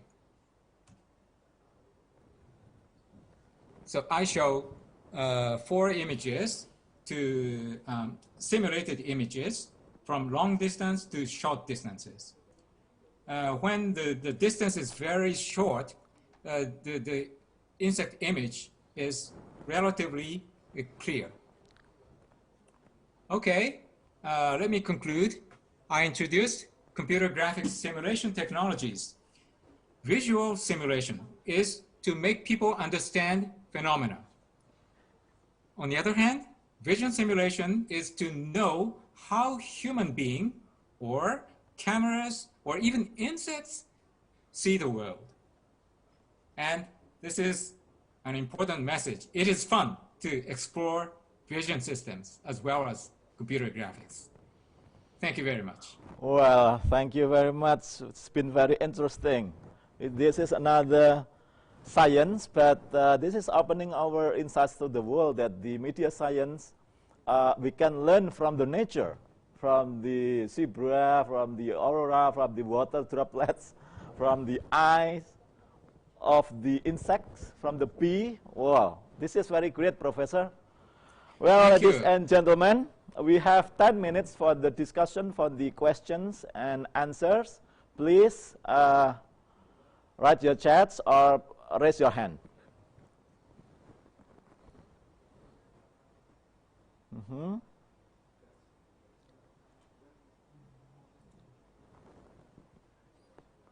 Oh, hello, Endang. Dr. Endang Satyati Okay. made a question. Okay. She was I was an advisor for her. Endang Satyati. Let me read the question or message. Okay. In the introduction to your conference today, there is a photo for me. Oh, yeah. There was a photo for you. Okay. Hello, Bu Endang. Hello, yeah. Hello, okay. Hello. Please, Hello, Wendan. please put forward your question, I'm please. really pleased to see you again. I'm happy. I'm happy. Very happy. You healthy and you can speak in Udinus iSemantic. Okay. I hope to visit to you again and you still in social media. Media science. Okay, Ms. Endang, what is your question, please? I think that's just a message. Well, question is welcome. Okay, question, direct question. Thank you. Hello, Prof. Nice to see you again. Oh, just a greeting. Okay, I hope that you are happy to see Professor Akimoto. Yeah. Okay. Prof. Kakimoto, good professor. Okay. Oh, thank you. Virtual. We talked a lot. Along with Dr. Arif. Computer vision. Yeah. Computer vision. I'm area research, computer vision, and animation. Yeah. Okay, thank you very much, Bu Endang. If you have no questions, thank you. okay. Yeah, okay. From the list of the chat, we have a question from Professor Zainal. Is interested in the topic also. I think here is in the chat. Yeah, I see one by Professor Zainal asking questions. Maybe this is very worth wondering by the audience. Jomanto, what Yes. was it? Okay. What is the question? Yeah. Or maybe Professor Zainal would like to ask direct question. Oh, It's in the chat. In the chat. No, I'm just listening. Yeah, go ahead. There is a question, a QA from Suwanto. You can read it. Yeah. How to, which one? Down. Okay, from Suwanto Raharjo. How to measure or calculate the result of simulation? Professor Akimoto, calculate and to measure, to determine that simulation of computer vision is correct. So to determine the correctness of the computer vision. Is the question in the chat? Yes. Can I read? I'm trying to read the that one. question. In the QA chat, not in the public chat. Oh, really? Oh, QA chat. QA. Yeah. Okay. From Suwanto Raharjo. Okay, how to measure and calculate the result of simulation. How we can determine the simulation computer vision are correct. Okay, it is more difficult to verify the vision simulation result compared to just visual simulation. One of the examples was a eyeglass simulation. It was verified by professional eyeglass lens designer.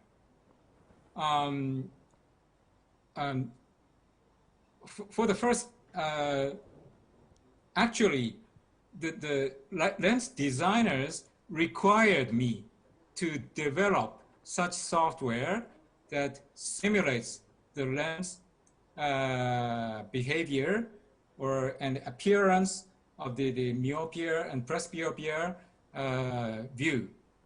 And those professional lens designers said it is sufficient to use design review. So the real true success of failure cannot be absolutely judged. But the professional lens designer evaluated the software, and it's okay, he said. Is that an answer? Okay, thank you, Prof. So we need expert to to determine that the simulation is correct or not. So there is not yet formula or formula to determine that the simulation is correct. So still we need expert in simulation that show is simulation. For example, when someone using drugs, he or she will see some vision. So maybe it can be simulated with computer vision when someone get narcotic, get drugs, and so something in her or his eyes maybe can be simulated, and how we can determine that the simulation is correct. Maybe professor can develop some formula to judge that simulation is correct. For example, on the slide, Professor saw the simulation light. Maybe you or your student can develop formula to easy judgment, and that simulation is wide enough or enough to, yes, this correct simulation. It's okay. Thank you for your answer. Okay, thank you for your question. Okay, we'd like to have another question.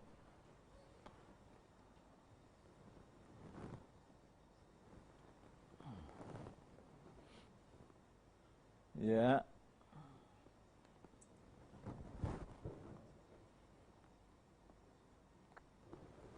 Amadi, any from the audience? Any raise hand, please? Okay, while waiting for the audience, you have some questions, maybe from, well, there are so many types of simulation, Professor. You got visual, vision, and also insect eye, bee's eye, in your expertise or experience, which kind or which type of simulation is easiest to elaborate or to work on by the students, especially those who are going to pursue the PhD? The easiest simulation, but for the PhD. Maybe the audience is questioning about this. Could you briefly summarize your question or the audience question? We can see from your examples of the results of your research, it means that the media science covers a lot of computer technological skills. I think no one of them is very easy. No one of them is very easy. But for expert like you, I think everything is not very difficult. In your experience or in your expertise, what type of simulation is the easiest to study or the easiest to work on in your experience? I'm sorry, I still don't get the point of the question, which is just like the insect eye simulation is very complicated, and then lens effect also very complicated, and then also some refraction, zebra marking. It seems that the study is not very easy. And in your experience, what is the easiest part of simulation for us to study? Or no one is easy, or one is everything is complicated? Because it is. Yes, you need to study some specific area to learn the specific vision. So, for example, I read many books on medical science. Oh, I see. Eye books, and my graduate students loves insects, and he studies a lot about insect eye to analyze the mechanism of visualization by compound eye lens system. So you need to study. So everything is, I think, common. If you want to do something special, you need to learn a lot about that specific area deeply. Like you need some common knowledges, wide range knowledges, but in some specific area, you need to be deep. You need to be deep, like T style, or maybe 2 areas for the deep knowledge, like pie shape. So you need to learn a lot. Oh, I see. And of course, you need to write program. Or recently, we have very good tools like Unity or other game engines to create computer graphics images. However, if you like to do something special, something unique, you need to customize those tools to write programs. So you need some field knowledge, deep field knowledge, plus computer science technique, writing program, or analyze data, or other things. Okay, thank you very much, Professor Kakimoto. Well, it's been very interesting. Do you have last words to say from the audience? Maybe 1 minute to conclude your presentation, please.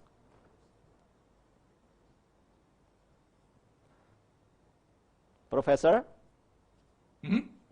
Okay, it's been very interesting. 1 minute message? Yeah, for us all. I have talked many things, and I'm satisfied with the audience response, and I was very glad to see Dr. Aryak and Andan, and I hope I could visit Jakarta this time, but this is the thing I can do best here. But I'm very pleased to connect with you all. Thank you for listening, and thank you for making questions, and thank you for coordinating Dr. Jumando, and thank everyone here. Well, you are very welcome. We thank you very much for your sharing of your expertise and the material, Professor Kakimoto. Hopefully, we wish you here so we can share more about your expertise, hopefully, someday, somehow. Yeah. Well, audience, it's been the end of the presentation by Professor Kakimoto. Let's give a big applause to the Professor Kakimoto. Thank you very much. Well, ladies and gentlemen, thank you very much for staying in this virtual conference, in virtual seminar. Well, we would like to ask you to stay a bit longer, because we are going to come to the third presentation, last but not least, by an expert from Auckland, New Zealand. Well, we are going to invite the expert to come here, Dr. Nirmal Nair, BEME, PhD, Associate Professor from University of Auckland, New Zealand. Hello, how are you, Professor? Are you here, around? Yes, I am. Can you hear me? Wow, okay, we can see you very well. Thank you very much for being here and being prepared for the presentation. Well, Joy Mantoy here is the moderator, and then are you ready for sharing your profound knowledge and material? Yes, please. Okay. Please wait a while. We'd like to say something about your bio note for the audience, so they will stay up and alert for the presentation. Well, welcome to Dr. Nirmal Nair, BEME, PhD. This professor has received his BE in electrical engineering. So after media science, after big data, we coming to the electrical engineering from Maharaja Sayajirao University, Baroda, India. Dr. Nirmal completed his ME in electrical engineering with specialization in high voltage engineering from Indian Institute of Science, IISc, Bangalore, India. After a decade of professional engineering and lecturing in India, he moved to the United States, where he completed his PhD in electrical engineering at Texas A&M University. During this period, he also taught undergraduate papers in computer architecture and foundation course in electrical engineering. So everything is about electrical engineering. Thereafter, in late 2004, he decided to move to New Zealand, from United States to New Zealand. He has held several professional teaching and research positions in India, USA, and now in New Zealand.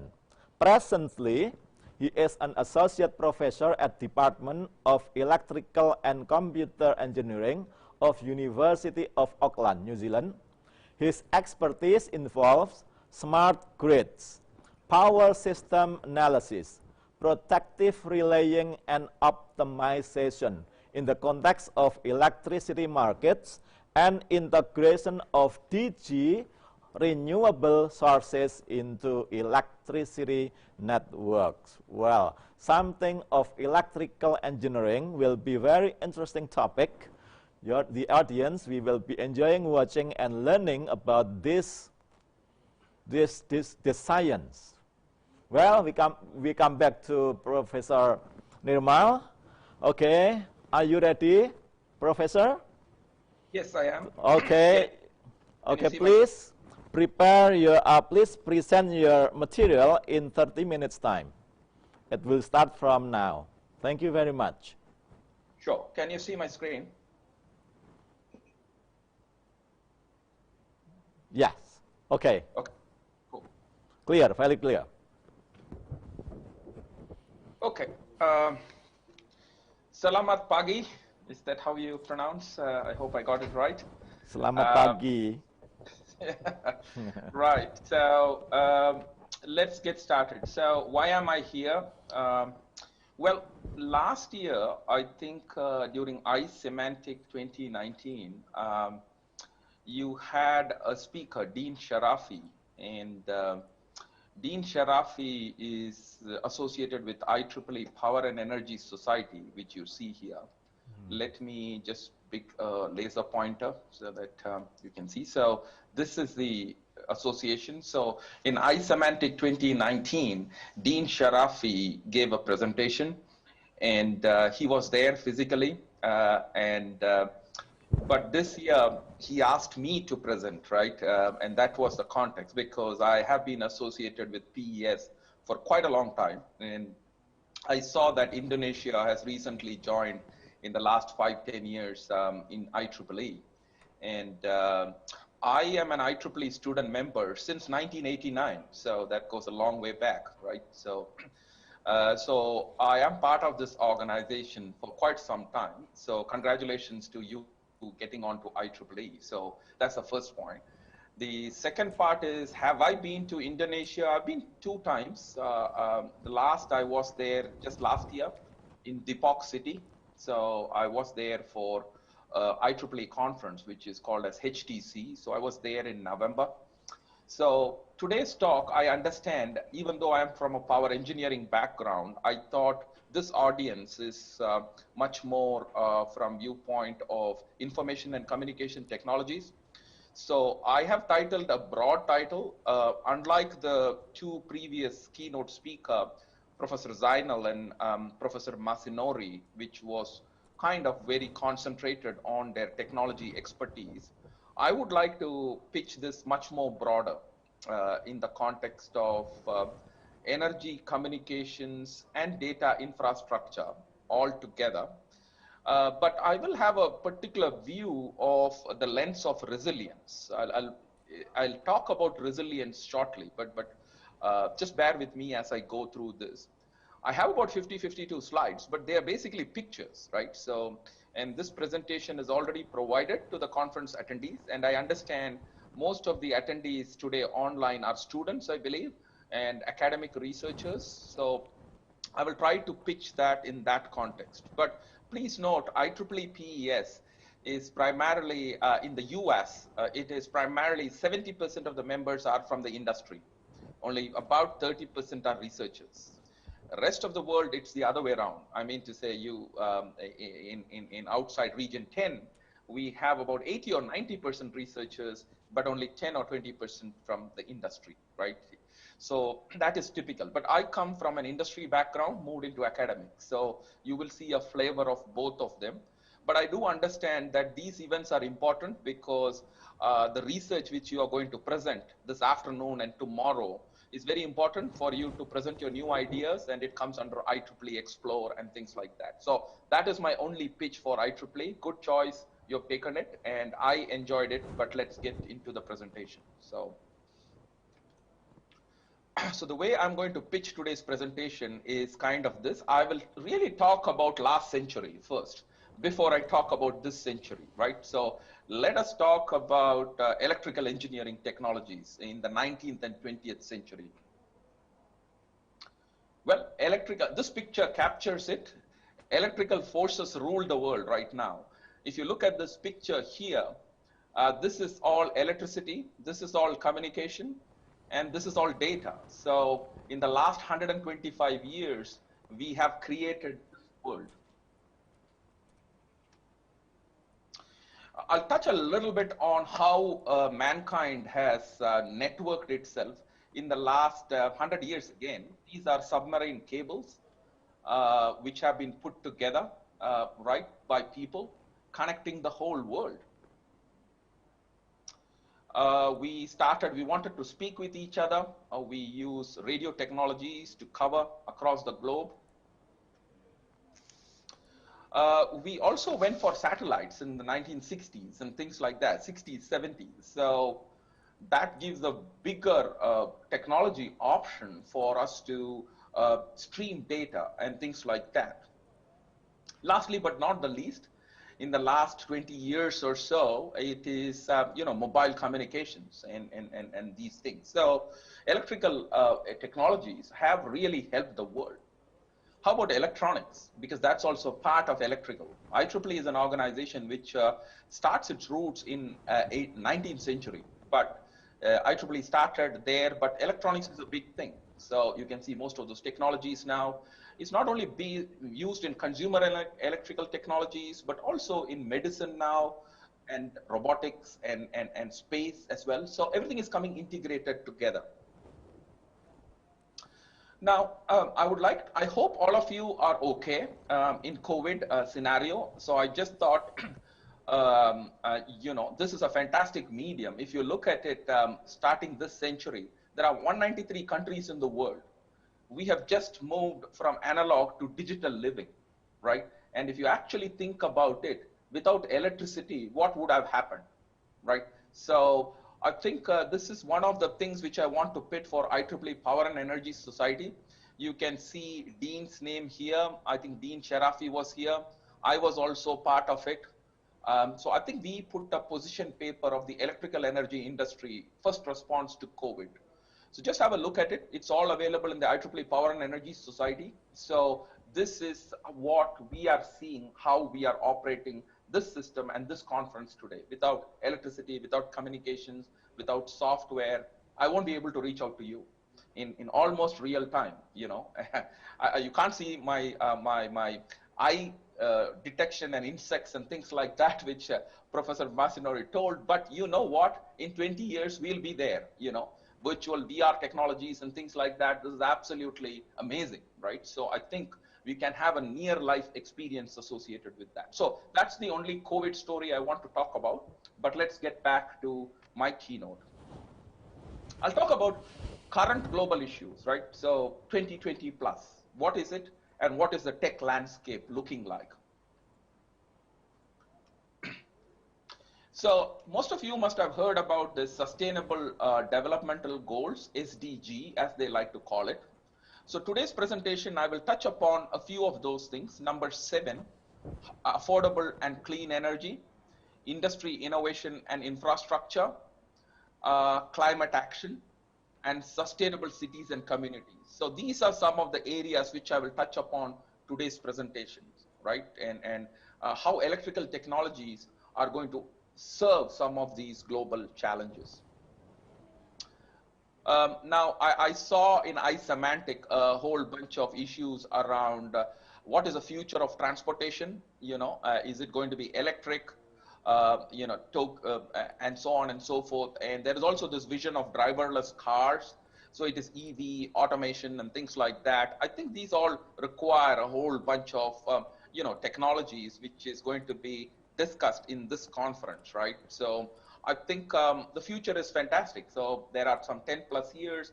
This is what people are going to talk about. So by 2030 or so, people are going to talk about full automation, for instance, in transport. 5G is one of the things which is in news currently. This is much more around the edge computing, kind of looking at geographical part. Well, these are happening right now. We will see a lot of penetration of this in the coming years. Smart cities, basically it's a question of data infrastructure, geographical infrastructure connected together, and how do you connect all these technologies together to service government services and things like that. If you think about it, 193 countries are shut down, but the governments are not shut down, right? You are already paying your taxes and things like that, right? How does this happen? Well, you don't have a postal guy coming and giving you something, right? It's all digital, right? So these things are happening. So today we are living in a smart city in the COVID era, not fully maybe, but there is that element of shade of doing that. The world has not stopped working, right? So Internet of Things, this is a big thing. So I talked about the electronics in the previous slide. What you're now going to do is you're going to connect all this thing up together, and then you are trying to create, virtual possibilities in the future. So these technologies are being talked about as of now. So you can see this one. These are big data servers, and I think it will be somewhat close to some of the technologies which this conference attendees are looking at, or the students are looking at. TPUs. This looks almost like a smart city building, but actually, if you look at it, these are actually the tensor processing units which you're talking about, right? So I come from Texas A&M, which is my PhD institution, and that is where Texas Instrument was done, and so on and so forth. So, well, this has gone a very, very fast pace as of now. This is the size of a data center which you're looking at, like Google or Zoom. Right now, we are actually using Zoom, which is a cloud-based solution. It is real time. This is being processed all over. You can think about it. This is the information which we are looking at. Okay, but my expertise is not in that area. My expertise is in electricity. So I'll just touch a little bit on smart grid, right? So this is how your electricity is being provided right now. But in the future, there is going to be a lot of customer engagement with all these technologies connected together. And there is going to be that tight integration.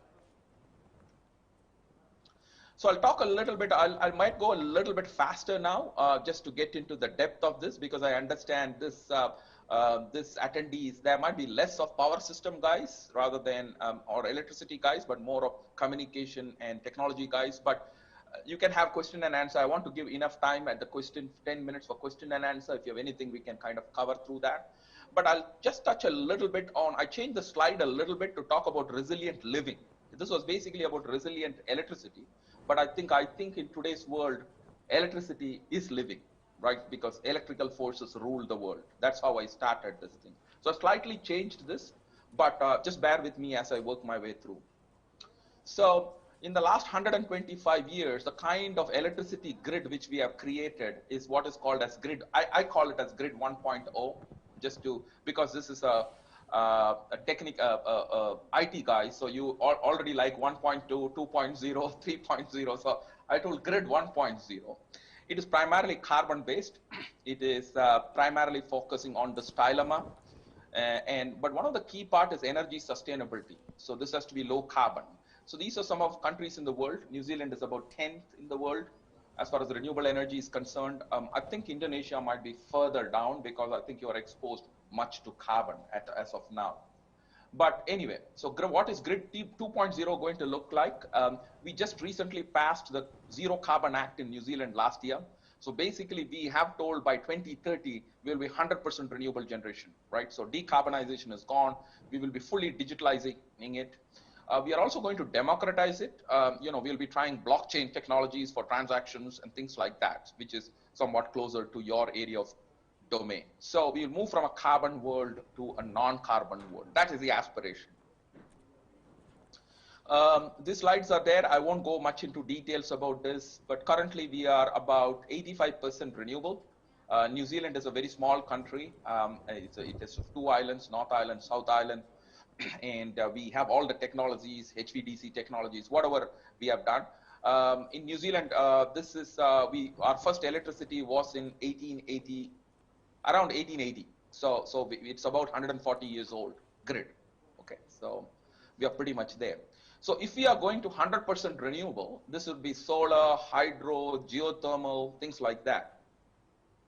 Are we first? No. Every country is going to go into this part. As you can see, this is the IEC's part of it. It's an exponential curve. I think even in Indonesia, I have some students who are doing PhD with me, who are from Indonesia, who are mostly looking at how to go in the pathway of renewable, for instance. So these things are going to happen in your country as well. I'll just talk a little bit about energy efficiency very, very quickly. I'll give these slides. I won't go into much details. Even countries with 100% renewables, like France, which is primarily nuclear, Iceland, which is 100% renewable, Norway, we always have energy efficiency as well. Maybe this is one example, which comes with demand response and things like that. New Zealand is also there, but it is primarily policy driven. Your country has to decide whether you want to go into this pathway or not. But if we go with renewables, there is a problem, right? I think this can happen. Heavy wind, hurricanes, typhoons, all these kinds of things are also there, right? So you have to manage that. These are natural hazards. Further, wind, lightning, solar eclipse, these things are also there. So we'll have to manage this. We are engineers. We are electrical engineers. We have to live with this, right? So if it is 100% renewable, how do you manage that? So these are some metrics which are usually done. What has been being observed is we have all these earthquakes and things like that, but steadily what we are seeing is the increase of the high impact weather events. And therefore, I think in the next 20-30 years, we would be going with what is called as resilience-based electric energy network lifeline, right? So that is the future. And definitely communication and this data infrastructure would help us in that part. Because if we don't have those, it will be very difficult to manage the network. So since you are all research students, I just wanted to talk about some curves here. So this is usually called as the resilience curve. So this might be applicable to energy for sure. We have tried it for communication. It is possible we don't currently have anything for data yet. So this might be a good research problem for some of you going in the future. So basically everything is fine. There is an event which happens. It collapses. You have to restore and you have to do those things. So you can actually do it. You can look at different class by 3 states, and I'll just show a quick highlight of an Australian blackout. Please note, Australia is not New Zealand. These are 2 different countries, okay? So, so Australia is about 85% non-renewable. It's coal-based, okay? But in one part of the network, during one part, what happened was they had a particular scenario before the event where it was primarily wind power. Wind power was serving 50% of that particular network, which is South Australia. And solar power was 50. You can see these things. Suddenly what happened was there was a major storm. There was lightning. There was tornadoes simultaneously, right? And this many pylons got damaged. 3 of the interline connected were disconnected. 5 major fault and total blackout, right? So this actually happened, right? So how do you manage this in the future is what is Grid 2.0 we are looking at as of now, right? So that is the future which countries would have to decide. So this is a good interdisciplinary background which I wanted to show. This is electric power here. That depends on telecom infrastructure, water infrastructure, energy infrastructure, transport infrastructure. Please note that this transport infrastructure currently is dotted. This is not electrified. If this gets electrified, this would be a dashed line. This would depend upon this as well, right? So as you can see, this is an interdependent infrastructure as we are going through. So in the future, there would be a whole bunch of things associated with data, which I think is your focus area in this conference. Excuse me, Professor. You still have 5 minutes, please? Yep, I'll just go very quickly. Okay, thank you.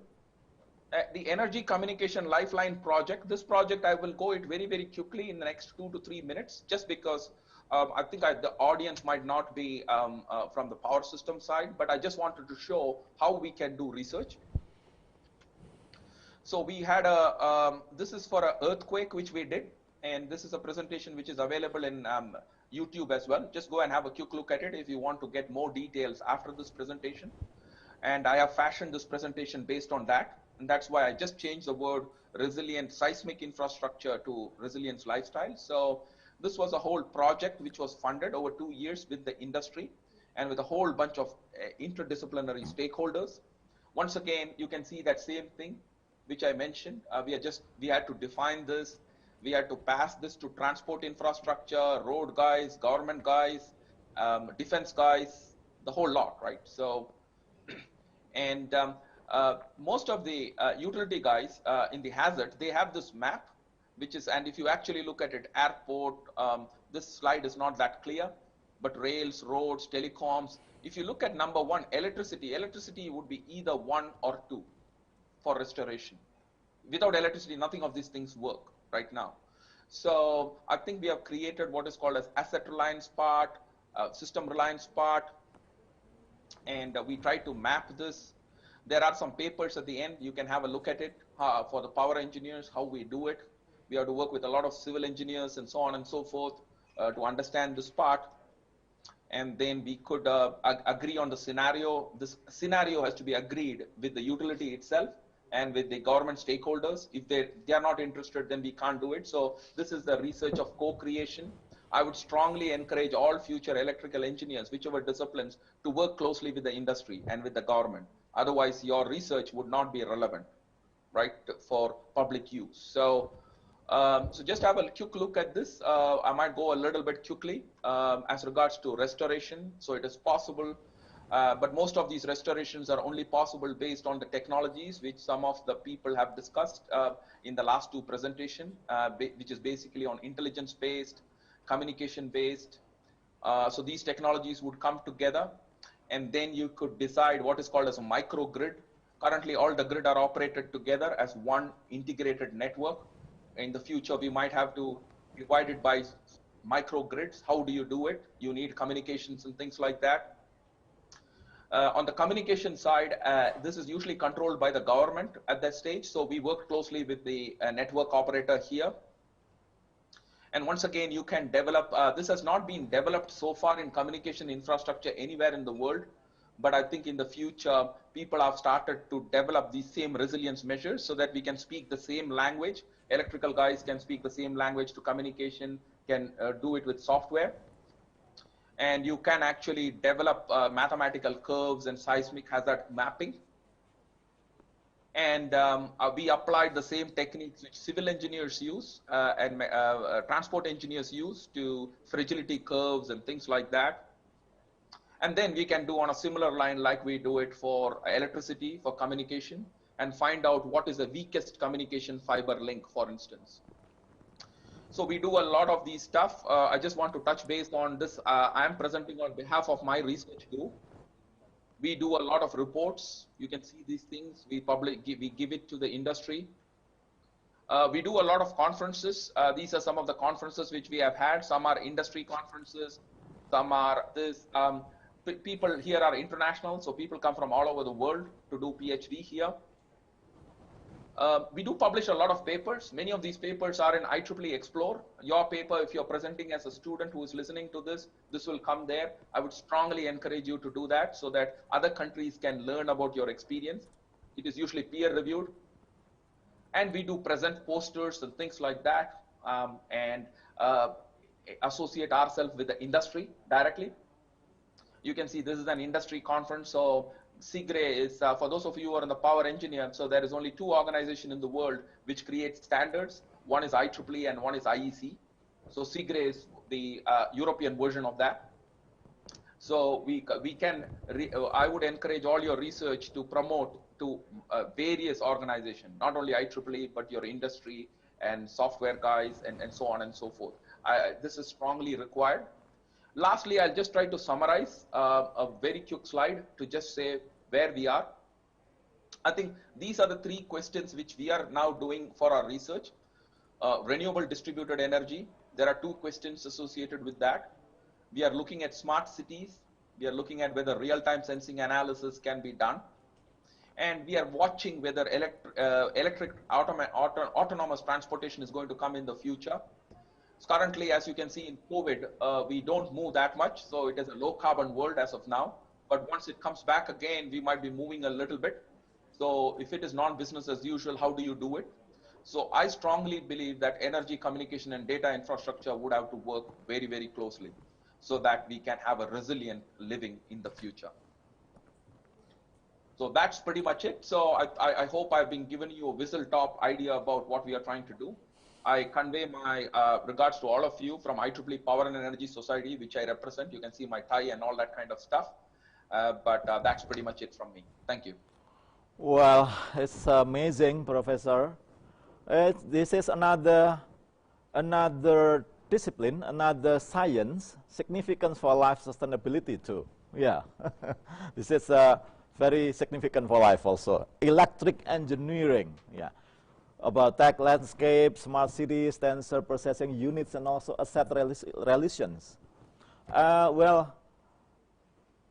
the audience, do you have any questions? We have 10 minutes for the questions and answers, and Professor Nirmal will be very happy to respond to your questions. Please raise your hand. Somebody? There is a question here from Suwanto Raharojo. So Okay. I'll take the first question first. Okay. The question is, I'll just read out the question just for the benefit of everyone else. Okay. So with increasing renewable energy are using DC, many IoT parts are also using DC, interconnectivity with others. Is it possible that in the future DC take over AC? So that's a question, right? Yes. Okay, please. Also, a second part of it is DC future for the grid, or the current war 2.0 will happen in the future. So that is just a joke. So the joke is in 19th and 20th century, what happened was there was a famous battle between 2 engineers. It's called as Edison and Tesla, right? So we usually say by 1920, after World War I, Tesla won, I mean to say, because that's how we inherited an AC system. But it actually started as a DC system, which was the Edison war. So the challenge is, would DC come into the picture? So I'll answer the question in 2 or 3 parts. First part, I'll come from New Zealand and then explain it that way. So DC has been used for transferring large power between islands. So it's not a new technology. I mean to say, by 1950, we had one of the oldest HVDC technology between connecting North Island and South Island. So that's not new. On the DC side, you are absolutely right. Once electronics came and we moved from analog to digital, right? So we started using a lot of DC in all those consumer energy technologies. But for large-scale geographical transfers, we still rely on AC because there's the transformers and so on and so forth. So slowly, you are absolutely right. DC technologies would come in the coming future. It will come from the lower end up because of the economics and things like that. In fact, in New Zealand, we just got a research grant just yesterday. it was strange that you talk about this DC. We have formed a consortium of all the power engineering institutions in New Zealand. University of Canterbury is leading it, but we are a major part of it. University of Auckland, AUT. So there are only 8 universities in New Zealand. 5 of them have grouped up together, and we have got a government grant to look at DC technologies for the next 7 years. So you are absolutely right. On the edge, on the microgrid, on the nano grid, and all those things, we will be using, and the smart grid DC technology will be looked at very carefully. The only worry is circuit breaking, because at the lower voltage level, you have large currents, so you have to switch it off. So therefore, that creates some sparks and fires and things like that. We have to manage that. It's not impossible to be done. So you're absolutely right. So DC technologies will form part of the solution, not the whole solution, but part of the solution. So that's the answer.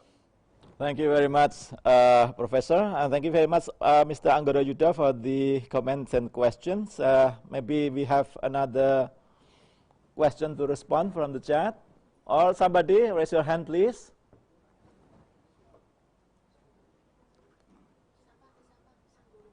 Mr. Anggoro Yuda, thank you very much. Yeah, thank you very much for the comment and question.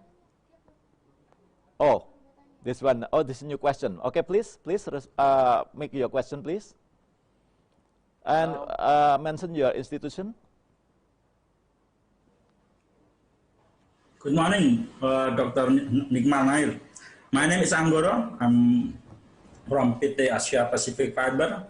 I'm also a committee member of IEEE Power and Energy Society Indonesia. I think we met earlier this month during Region 10 Chapter Chair meeting. Oh, okay. Yeah. First, let me apologize that my question maybe is very loosely connected to your presentation. As we all know that in power sector industry, we have spent a lot of energy thinking about climate change and how the climate change will impact on power sector, and what things that need to be done by us, by the power sector, to mitigate the impact of climate change. But unfortunately, what shocked us, what happened to us, at first not the climate change, but suddenly we have another disaster, the non-natural disaster, the COVID-19 pandemic come out all of a sudden, and I think none of us prepared to face this disaster, because until now we still have a very significant issue with the disaster. So, according to you, and also we all realize that many industrial sector are changed because of this pandemic. But in power sector, we are expected to stay the same, as if that no pandemic happen. I mean, people still expecting the power to ready in our house, in our office, in our factory. They don't care that today there is a global pandemic and all the things like that. So I want to ask your opinion about this thing, and then what do you think that this pandemic will affect our long-term planning in the power sector? And also, what do you think that this, how the power sector should adapt to this new landscape of things? Thank you, Dr. Nirmal Nair. Yeah. Thanks for that question, and I'll take the response in 3 parts. First, I'll just come on to PES, because I think we met 1 month ago for chapter chairs training. So I'll just touch based on Power and Energy Society itself. IEEE started with Power and Energy Society long back in 1880, right, when this DC and AC war was there. So picking up on the quest earlier, when I commented about the DC war, Tesla and Edison were former IEEE members, right? So it used to be called as American Institute of Electrical Engineering Technologies, right? So we are a very old organization. So, but if you actually think about it, humans have been in life for how many? I don't know. Let's throw some numbers, right? We are all old cultures. We are 5,000, 10,000 years, or, So I think civil was the biggest one. I mean to say in terms of construction, right? So if you look at that, electricity is a pretty new one. It's only 100 years old, 130 years old. What we are talking about is young technologies. So my answer to that is, does the world want to live back to 1880? The answer is no. So if you don't want electricity, well, that's good, right? I mean to say, we can just go back and do something else. The another interesting question about the pandemic was the biggest pandemic, which we compare this one is 1920, which they call it as the Spanish flu. And, but at that time it was war as well. So this time nothing has happened. The GDP has not affected anyone. So to come back to your question, electricity will still be there. The renewable energy agenda is still there. In fact, the people have used this opportunity to cut trees, to make asset management and so on. And we are considered as essential workers along with doctors and things like that. So I am not at all convinced. In fact, now people are more relevant on electricity and things like that, right? So I think the coupling will be much, much more. The only thing what this has created opportunity is different ways of operating the system and so on and so forth. I think one of the biggest challenge for us is many students don't come and do electrical engineering. They think it is very hard. They think it is you can do other things and things like that. I think this is the time to tell people, hey, you know, if you shut this off, what are you going to do? How are you going to study?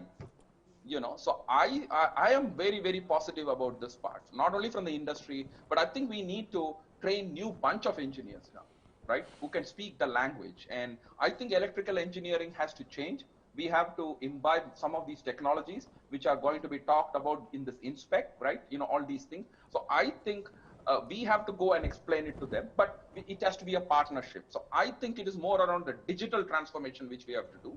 And without those technologies, we couldn't have maintained the blackouts and things like that. So I think it's both ways, but I gave a long-winded answer, but I hope you're getting the drift of it. I am very confident about it, and I think we will just go much more into much more of an electrified world in the coming years. That's for sure. Thank you, Doctor. Okay, thank you very much, Professor. Thank you very much, Professor Nirmal. Well, it's been very great presentations, and I think the discussion is not very enough for us. So maybe your presentation slides and the picture maybe give some insight from the audience to learn more and to develop the science. I am interested for one more question for you to close the session. 1 minute message about what do you think of your quotation here is very interesting. Electrical forces rule the world. What will happen if there is no force like this? Would you please, 1 minute? Right. So I come from, I'll close this by coming because I come from a very old civilization. I'm born in a civilization. You have seen my background. I come from India. I was born and brought up there, but I've lived, my father was in the defense, so we moved all around the world. So the longest I've lived here is in Auckland. Now I'm a New Zealander. So I don't have much to talk about. I can just talk about my own experience, right? What I'm trying to say is you have to be a lifelong learner. That's what I wanted to talk about. So in the 1 minute I have, what I wanted to share, every one of these attendees, whoever are speaking is, it's not about ruling the world or anything like that. I know I can make a difference. That's what I'm trying to get at to the people. And fast forward now, these are exponential technologies we are talking about. So when I did my graduation in '89, that is when microprocessor and all these things came. So all these technologies in my lifetime has taken a big spiral. And I think there is still more to get. So within the 1 minute, what I wanted to convey was, it is an exciting world for all of us. That is the exact. To live and in. I don't have to come there and do any of those things. So it is a Saturday here. So just stay safe. That's what I wanted to say, and be optimistic. And also try to, the message I want to give to the young audience of here is publish papers, do those things. And one last side comment, apart from communication and commerce and all English language, everything is important. But please do take electrical engineering. Well, I enjoyed it. I think the three sciences today are all significant. This is why this is iSemantic iSemantic this time is very special and very significant. Three different sciences, but all significant to the world we live in. Well, thank you very much. It's been very impressive as well as interesting presentation. And a topic to trigger our mind to make us ponder about everything, Professor. Thank you very much. Well, ladies and gentlemen, give a big applause to Professor Niral. Terima kasih. Thank you very much. Well, distinguished audience, ladies and gentlemen, we come to the end of this panelist session. Well, we can say that we have finally come to the end of this panel session of the 5th iSemantic 2020. Universitas Dianuswantara would like to thank you very much for your great involvement and participation. We have learned a lot from this seminar: sustainability, scalability, security within this disruption era. I'd like to submit 3 citations for us to ponder. Number 1, from Professor Zainal. Everything in this universe is under pattern and regularity. Well, this is a very good citation. And from Professor Kakimoto, media science covers a lot of computer technological skills. So advertisement, commercials is not very easy, but very, very amazing. Yeah. And then from Professor Nirmal, we just learned that electrical forces rule the world. Well, ladies and gentlemen, that is the presentation from our distinguished keynote speakers. Before we parting, let's give a big applause for the 3 keynote speakers together. As the moderator, I would also like to apologize for any shortcomings during this panelist session I was presenting. I am so sorry if there has been some shortcomings. But remember, before we parting, let's take a photo session together. Open your video. All of you, open your video. Please, a photo session, please, before we say goodbye.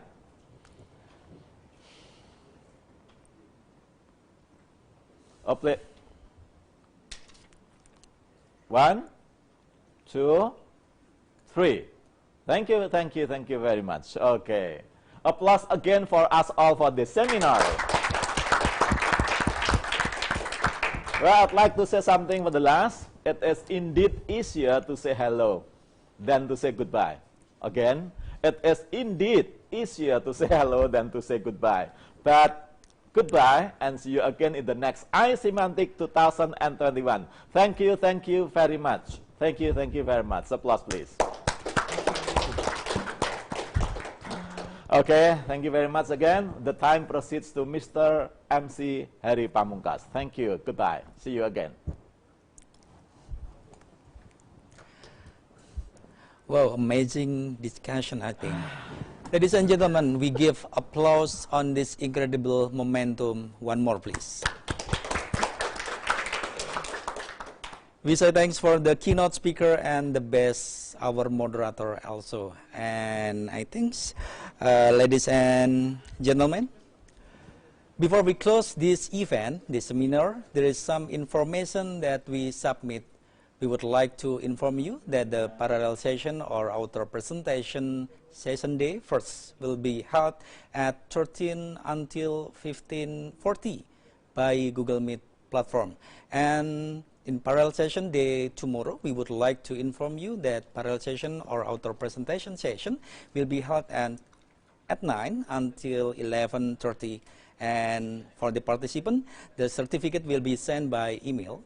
And for the announcement of the best paper by committee will be announced by using a website Semantic 2020.